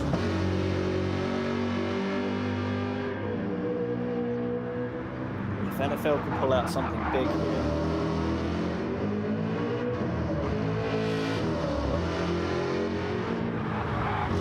Well, I think NFL has finally decided to deploy his secret weapon, traction control. So far, he has not been using traction control in this session. And now he's coming out of the pits, and Flash goes faster again with a 24.7. That track evolution is real. It's not a massive difference. It's 24.79 versus 24.77, but still, it's finding just that little bit extra time, just making it just that little bit more difficult for Tim to try and find anything, if anything, can be found. Well, has Tim extracted every single ounce of performance in that S3000 with that 25.4.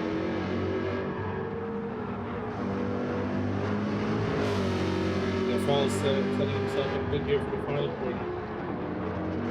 Can't afford to make a mistake. This is the out lap.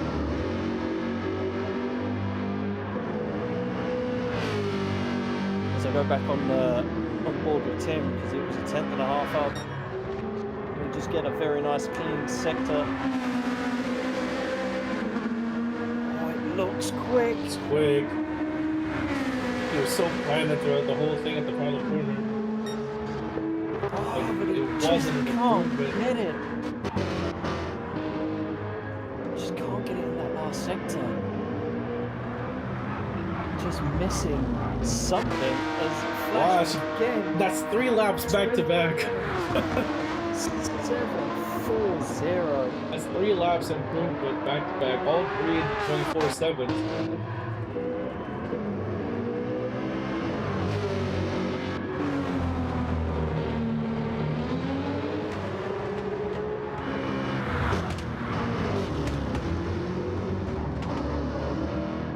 A little bit too much there. I think he, if Flash is going to find anything, he's going to have to find it in the next couple of sectors. But 7/10 clear, pretty much.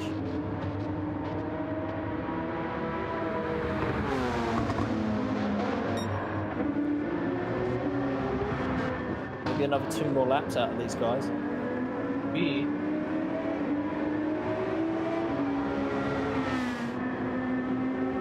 Flash is on a bit of a cool down. This isn't going to be a quick lap from Tim. He needed to not. Need to not get on the grass there.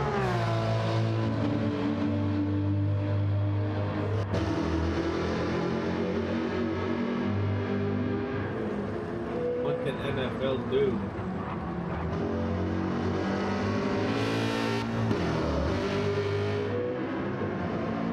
Tenths down to sector 1 right now.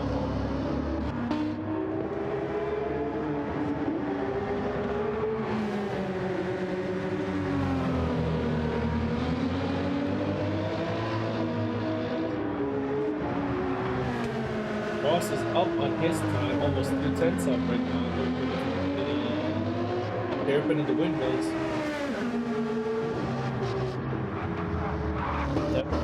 Going to need to find a heck of a lot more time to catch Tim, but he only needs to find a little bit to get away from NFL.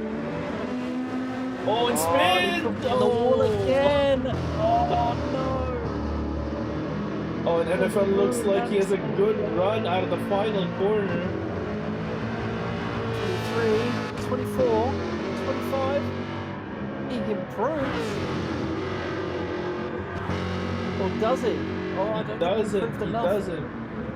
Doesn't improve.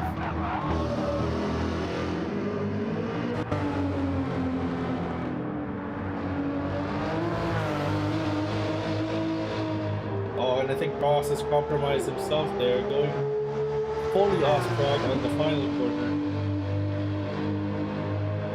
We have a minute left here in the session, and I don't think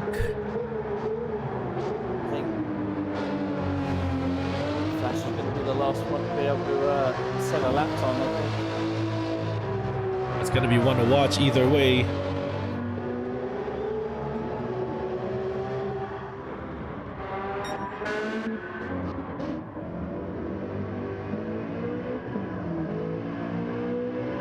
NFL hasn't got it. Unless he can find something absolutely magical in this last sector. I feel like this is his chance gone. He needs to make a 4 tenths in this final sector just to get there. Maybe 3 tenths. 3 tenths should be enough. But can he find it? I don't think he does. I don't think he's got it. That's session done for him. I don't think he's going to find that improvement. No, he doesn't. He gains a bit of time at the final corner, but not enough. How about Cross?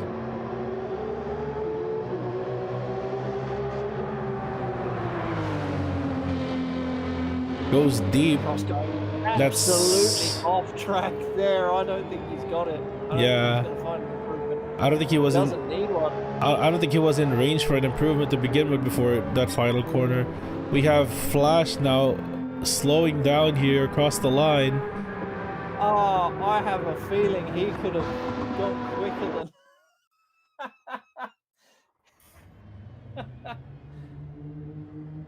I had a feeling he could have done quicker if he weren't weaving, because that was a 25-0 over the line.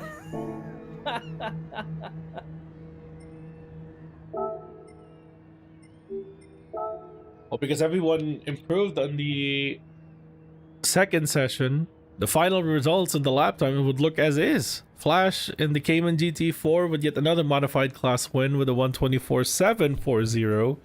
Tim in the Honda S2000 with a 125.438. Cross in the Toyota Supra with a 126.044. And NFL in the Corvette C8 with a 126.155. That's a very that turned out to be a lot more interesting than I thought it would be, this modified session 2. Yeah, it was That went beyond expectations.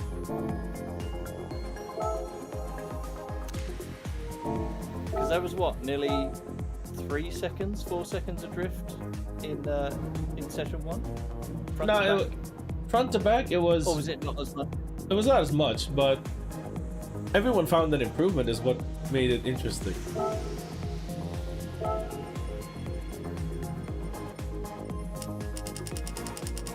Now we go to the big boys again, or the big boy cars, I should say, and we will have text back.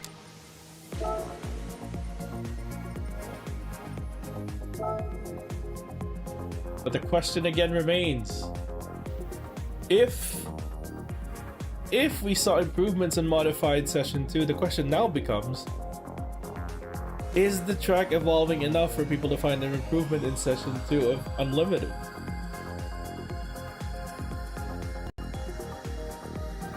Will track evolution be enough?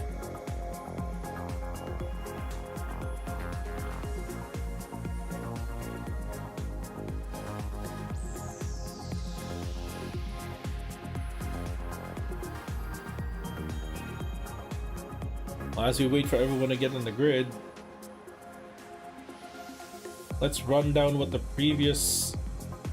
current standings are for Unlimited. It's a close fight here. It's a bigger gap between the top 2 and the rest of the field, but even then, there's close fights to be found everywhere. Flash currently leads Unlimited in the R32 GTR with a 115.423. Very, very close behind is Cross in the R34 GTR with a 115.500, 77 thousandths, the gap between these two cars. Bigger gap now shows with Big Tex in third in the R35 GTR Nismo with a 117.575, but within striking distance still is Timlor in fourth in the V8 Nissan Silvia with a 118.164, and also still within striking distance of that is NFL, who rounds up the field in the Honda NSX Type R with a 118.788. So yeah, there's definitely battles. There's definitely going to be some battles going on here still in Unlimited class. You gotta wonder if we saw 115s at the end of session 1, will we see 14s in session 2? Because they're already running mid 15s in session 1. 115.4 the current class leader. Gotta wonder, are we gonna be seeing low 14s? Oh, no, not low 14s. Low 15s. We're gonna be seeing low 15s, high 14s.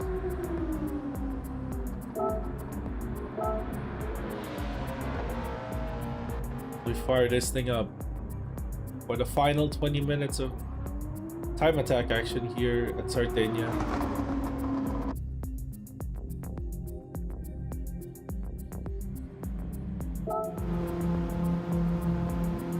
Look at the anti-lag on full force here in these cars, idling at 4,000 RPM.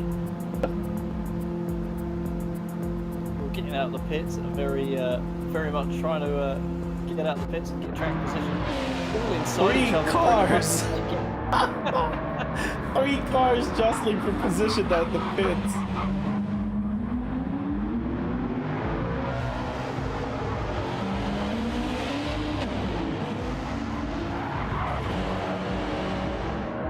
It's gonna be NFL who gives way to go to Boston Tim.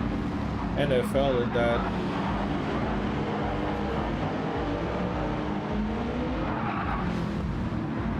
The very nice looking Tasha rendition of the NSX Type R.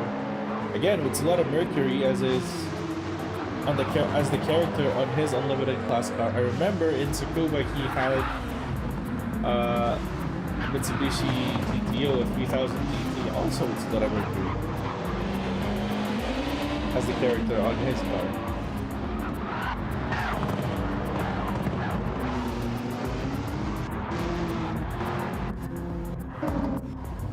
Flash being the last one to leave the pits here. Right as Cross is about to go through the final corner. The distance is still enough. But he won't be impeding Cross anytime soon. But yeah, I don't think he will. I don't think we need to worry about that.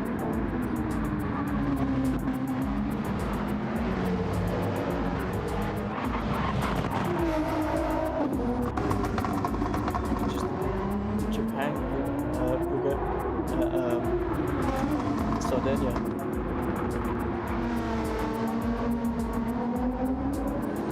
All 5 cars.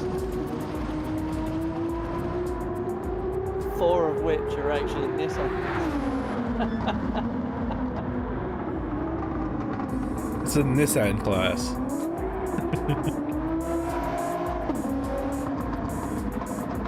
It's the Nissan Cup here in Unlimited class, now that you mention it.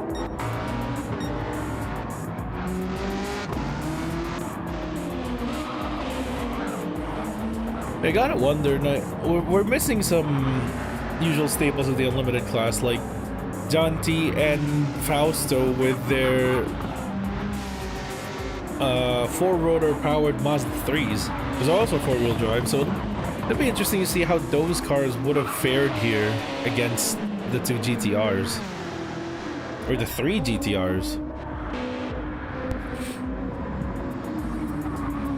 Early laps here. Just in the 118th, the 117th. Seeing some warm-ups. Yep. Just getting back up to speed with how well they were doing with Tex going at 17.4. Straight off the bat.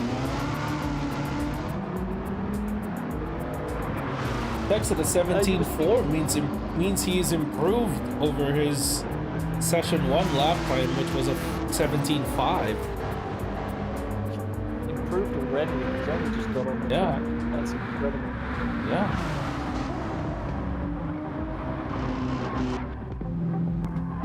Maybe some setup changes in the store for Cross there. Didn't see any of that in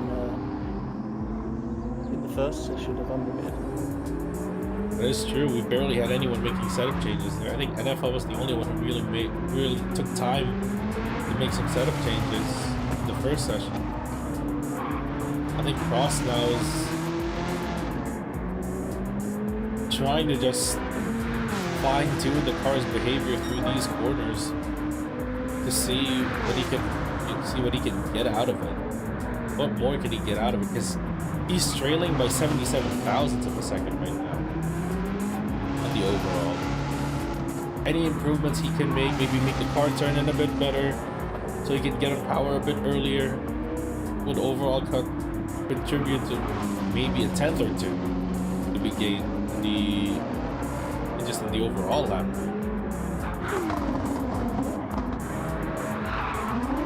Right now Flash at a 16, yeah, 16 dead. I mean, he's sitting at a 4. He's sitting at a 15.4. He's on track to dip into the 15s if he can get the final corner right here.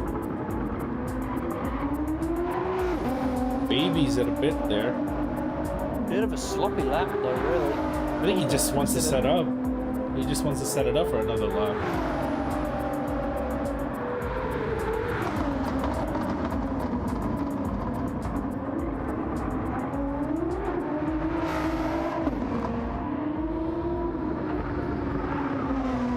Cross in the background as we're looking at Flash.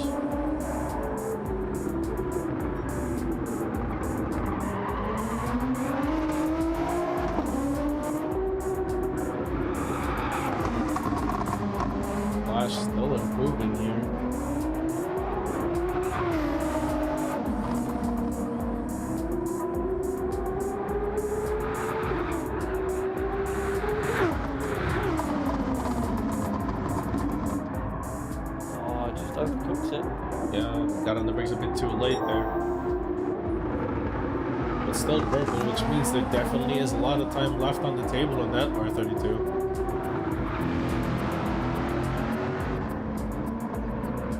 Ross really exploring the whole width of the track here. So's Flash. Exploring much of the grass as well.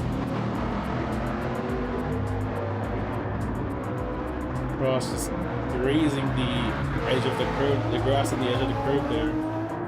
Oh, and 15, 5, 5, 1.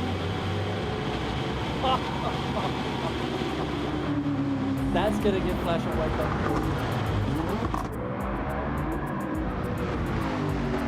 Context here, Cross's fastest lap time in session 1 was a 5:00. He's as close as he can get. And he is still improving. Tex also now in the 15s with a 15.91. 59 out of nowhere. Tex just trying to spice things up. Oh boy. We got a battle here. Oh my. Okay, okay, Cross. He had a Okay, Cross. Had a fantastic final corner out of the second. Yeah, he had a fantastic sector too. Can he get a clean? Oh, it's a clean run to the final. That's a clean run. Best run he possibly can. That's a clean run. Is it in the fifth? Oh, it's below 15. It's a 15. 15-3. He's now in the lead. He is now in the lead. Cross has retaken the lead of the unlimited class with that lap. Oh, now Flash has to find an answer.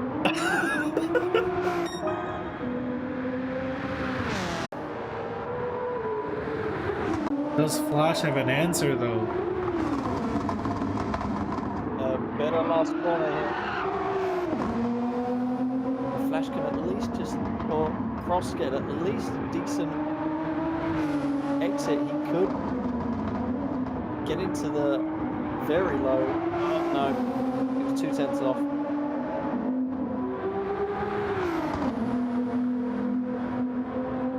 No answer yet from Flash.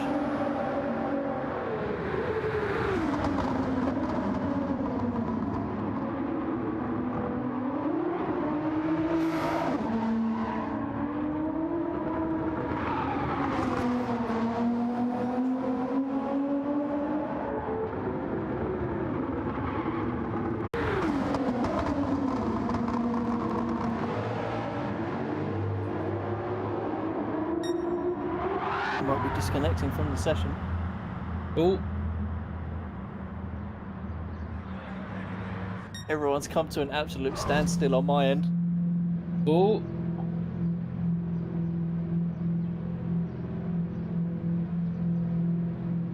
What's going on here? Oh. Yep, I think we might be seeing a lobby crash here. Oh no. Is that the first time we've had a lobby crash? It is.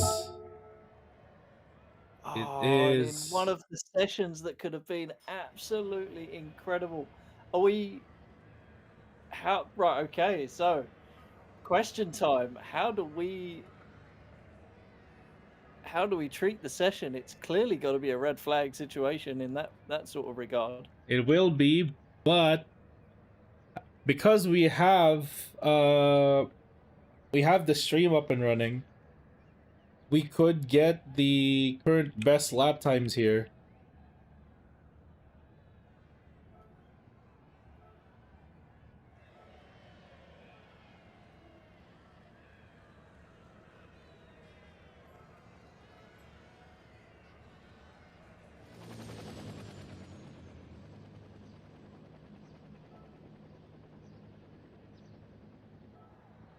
Hold on.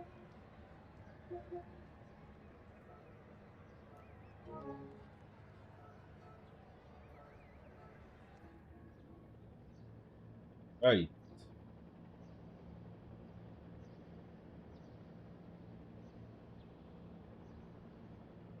Oh, my game is frozen as well. That is great.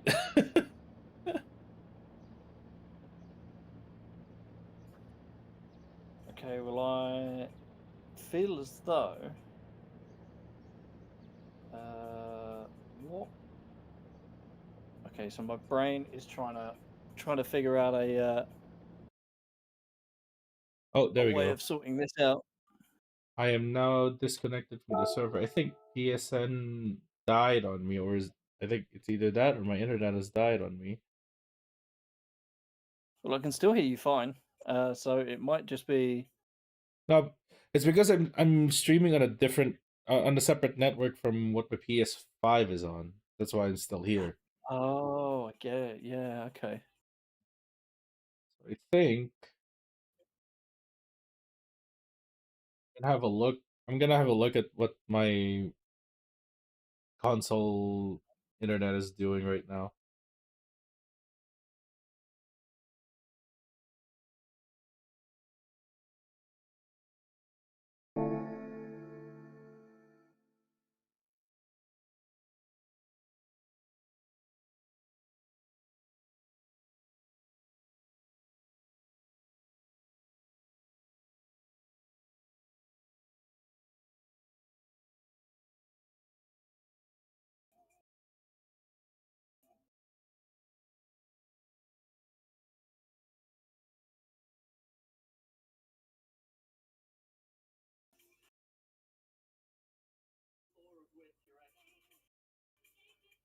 Okay, I'm just having a little look through the session at the moment.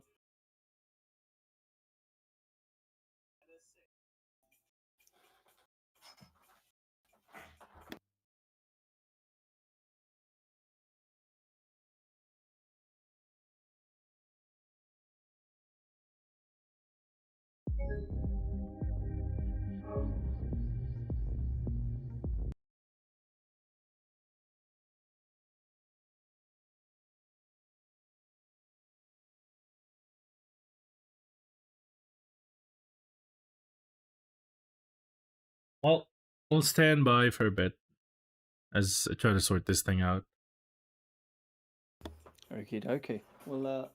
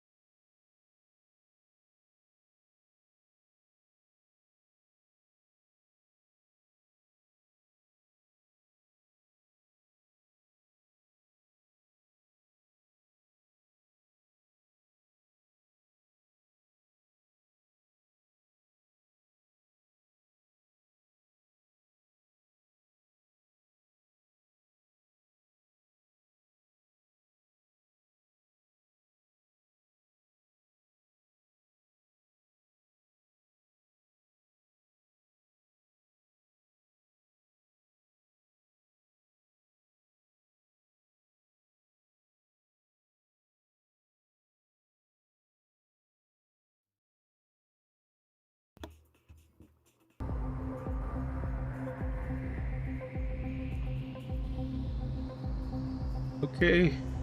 So hopefully we got that thing sorted. The lobby dying. Now we'll restart the session as I think we're already halfway through the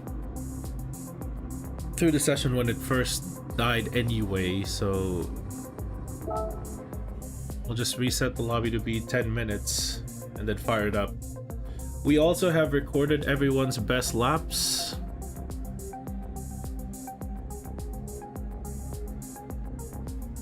Before the lobby crashed, so whichever time is fastest after between the times they set before and the times they have now will be the ones that'll be put in the final classification.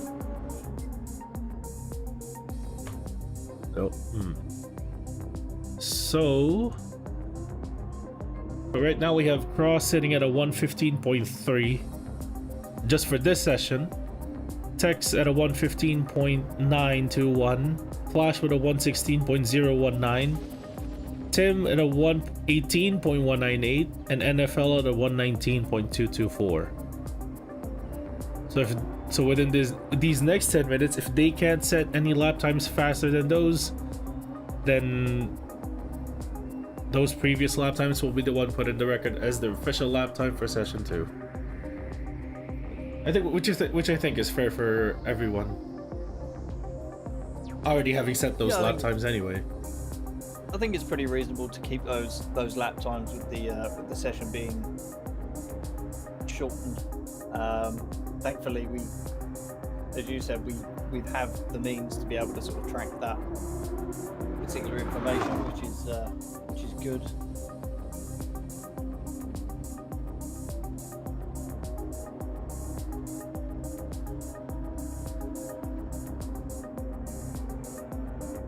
Just waiting for Tim to get on track here so we can fire this thing up for the final 10 minutes.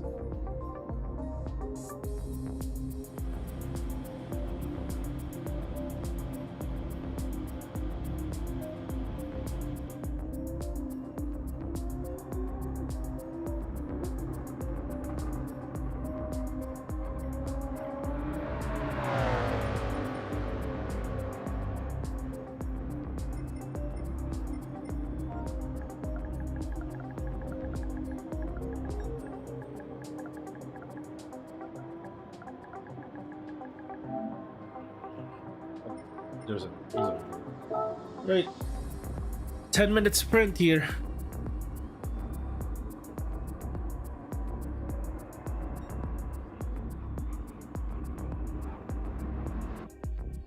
Yep, NFL just sent his screenshot of his fastest lap. It was a 19.224. Good.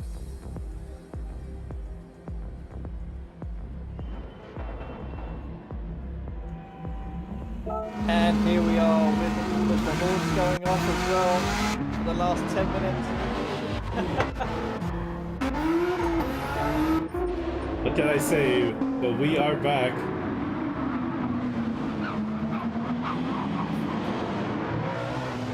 One hell of a final showdown with everything that's going on. Cross has just absolutely set the gauntlet with that 4-0 before the lobby crash. So it's going to be very interesting to see whether or not Flash can get himself right up there, or whether or not Tex can pull an even bigger surprise by pulling another gargantuan amount of time out. As we see Cross going into the wall, that's not a good start. He's going to have to let everyone else go by before he can get back on track.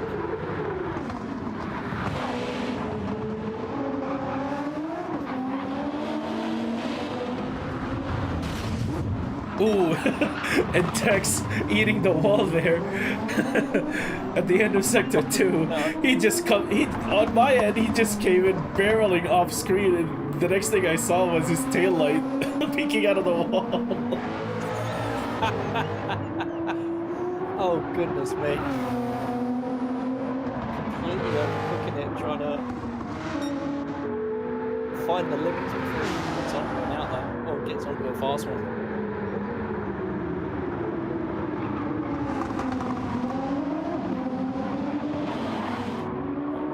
there from Tim and Flash to get it organised in the first corner. Make sure that they don't hold each other up.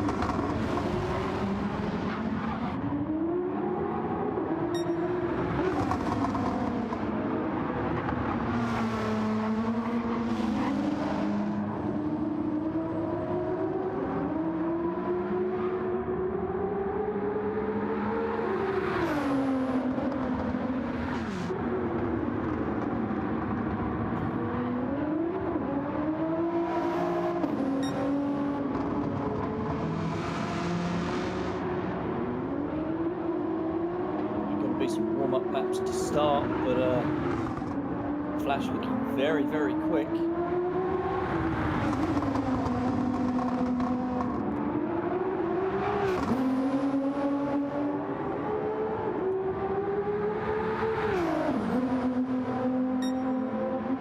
Puts 15-4. 15-4 straight off the bat. However, that's a 15.441. His best lap time was a 15.423, and right now, the lap time to beat is a 1:15.340 from Cross. As we look at the new lobby, the wind direction stays the same, but it's significantly weaker, the tailwind. It's going to cause some performance problems. Maybe not necessarily in the middle sector. The middle sector might help a little bit not having that headwind, but not having as much of a tailwind to push you down the straight, that's probably going to affect. Well, it definitely didn't affect Flash, but. And Cross right now is currently purple on Flash's current best time here in this restarted session. Warmed up, already fired up, ready to go. They were Cross! Again. Cross! Oh no! You can't park that there, mate. Cross. You know, judging by the attitude of the car before he went into the wall, he had steering input as he hit the brakes. Which definitely the car did not like one bit. Wow. So I'm guessing the ABS went into ice mode or whatever. It just didn't do its job. I mean, he's set a personal best of 123 for this particular restart, but that'll put him significantly. That would have put him a second ahead of the modified class winning time. There definitely needs to be more. There definitely needs to be more. Is this gonna rattle him? No, no. He's a bit up. He's actually faster this time around than he was last lap before he crashed. Just gotta make sure that he's not on the brakes like he was before. Make sure the wheels straight before your brake. Oh, Flash improves with a 406. That is now an improvement. That's now an improvement in the session 1 best, and Cross is still quicker than that. Is still purple, but he explores the track limits a bit too much. Will that hurt him for braking into the final corner and turning in for the final corner? We will see.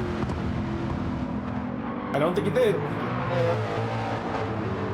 I don't think it did. If it did, it was very, very minor. 15.473. That did hurt him. That did hurt him. He still technically got it, but right on. I'm just having a look through Flash now. I don't know if he's improved. No, he's not improving on this lap. He's doing a bit of a cool down. How about Cross though? Cross is still on the attack. He's still purple. But not by... Yeah, he's purple, but not by as much as he had in the previous lap, so maybe tire temps are not coming into play here. Remember, this is only a 10-minute session. We're already 6 minutes 40 seconds into the session. We only have less than 3 minutes left. These guys will only have around 2 laps left to do But this. he's throwing it in. He's really going for it. Stop exploring the track. Limits so much cross. We're gonna lose time. But he makes it clean through the second sector. The penultimate corner floors it on the exit. Find your braking point for the final corner.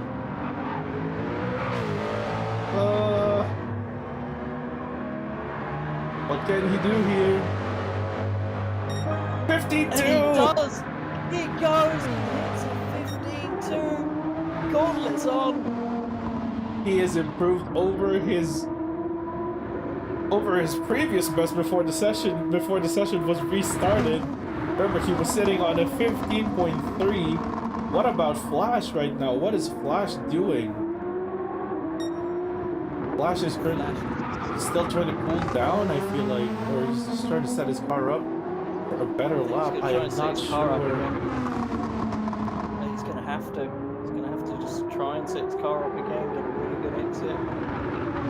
Only 2 minutes left in the session. He's gonna have 2 more laps after this.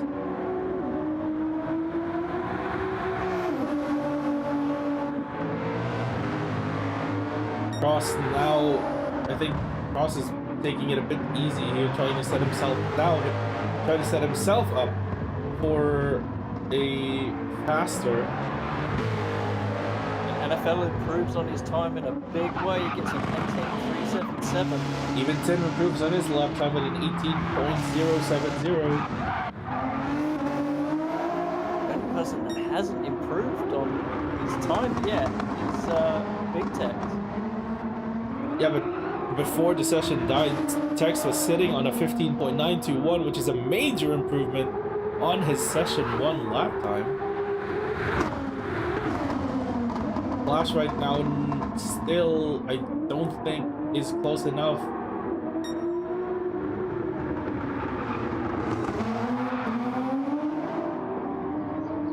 Bit of oversteer there out of the second part on the uphill. It's impressive that he's got these particular cars to ride with the level of oversteer or the level of performance that they've got in the corners. 1 more lap here for Flash. Is Cross improving on his already purple lap time? I don't think he is. But he's got a lot of good speed coming out of the final corner here than he had on his. Oh, I thought it was on the final corner. Apologies, he's going into the final corner. A clean run here, by the looks of it. But what does Flash have on hand? He's down on his laptop, and he goes wide through the windmill. I think that's done. Nearly windmills it himself. Yeah, I think he understands that he's thrown it away now. But Cross does not know that, so Cross is still going to be attacking. Oh, goes wide into the grass there. Yep. Oh. He absolutely cooks it. These guys just do not want to give it up.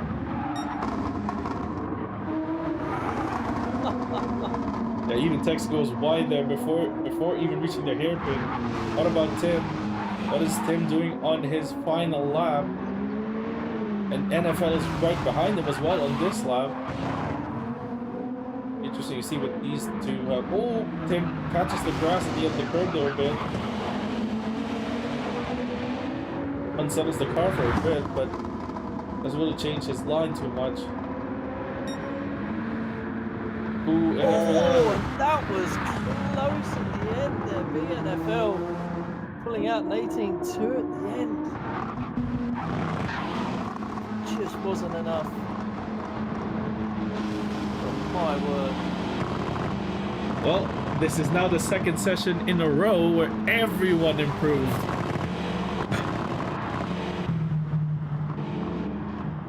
That was an incredible drive from Flash and Cross. That was so entertaining. That was a wicked battle to watch.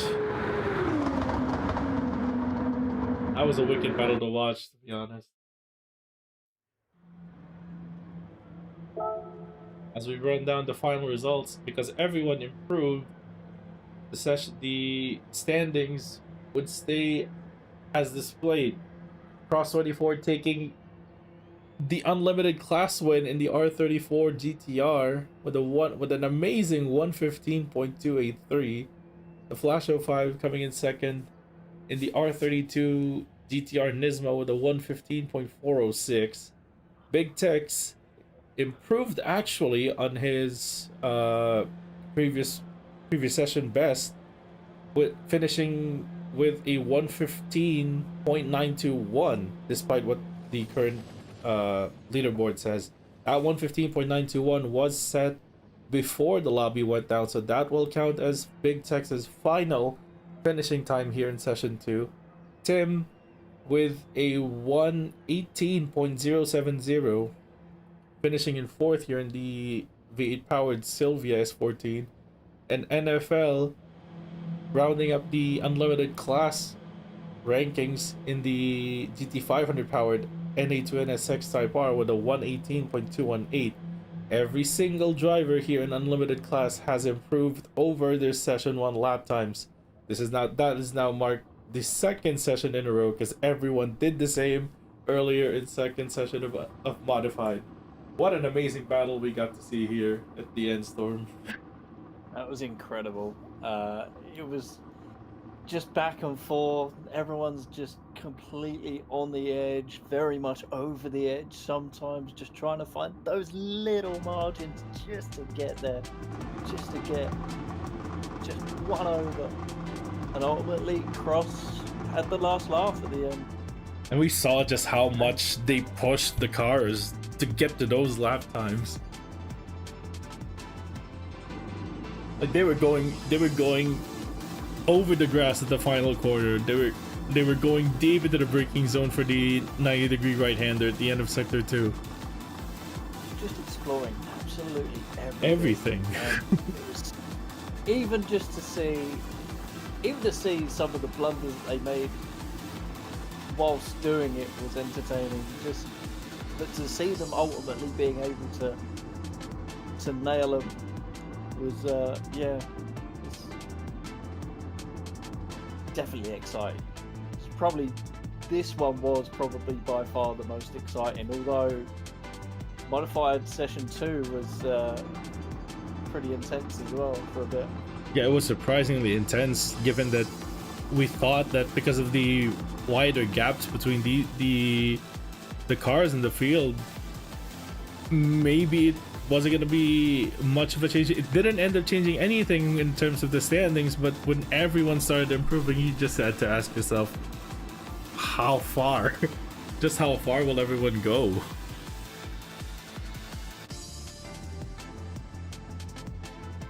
But yeah, that about wraps it up for round 5 of the Vertex Super Lap Series here in Sardegna Road Track B. Once again, thank you, Storm Pacer, for joining me here in the booth. Finally getting to join me in the booth. Yeah, it was definitely fun. And hopefully we can get, for next week's finale at Nürburgring, hopefully we can get more people in the booth than just 2 people. Hopefully Stiggs can be available as well. Oh, that would be something super entertaining as well, just on the comp booth. Definitely something to look forward to. forward The wealth to. of experience in the commentary section as well. So, Definitely. But, yeah, thanks for having me along. It's definitely quite late for me now. Yeah, I'd imagine. So yeah, really. Yeah, it was definitely well worth it. And I may just stay up a little bit longer and just. I'm a little bit tempted by toying around with some cars. Well, the track is open right now, so I think everyone would stay around for a bit more just to play around with these cars. But yeah, despite the lobby failure that we experienced in the middle of the second session of Unlimited, the final session of the weekend, we managed to pull it through. And once again, thank you so much to everyone who stuck around here to watch until the end. But yeah, that about wraps it up for here at Sardegna. We'll see you next week at Nürburgring GP for the finale of the Vertex Super Lap Series. So until then, thank you very much again for watching, and goodbye.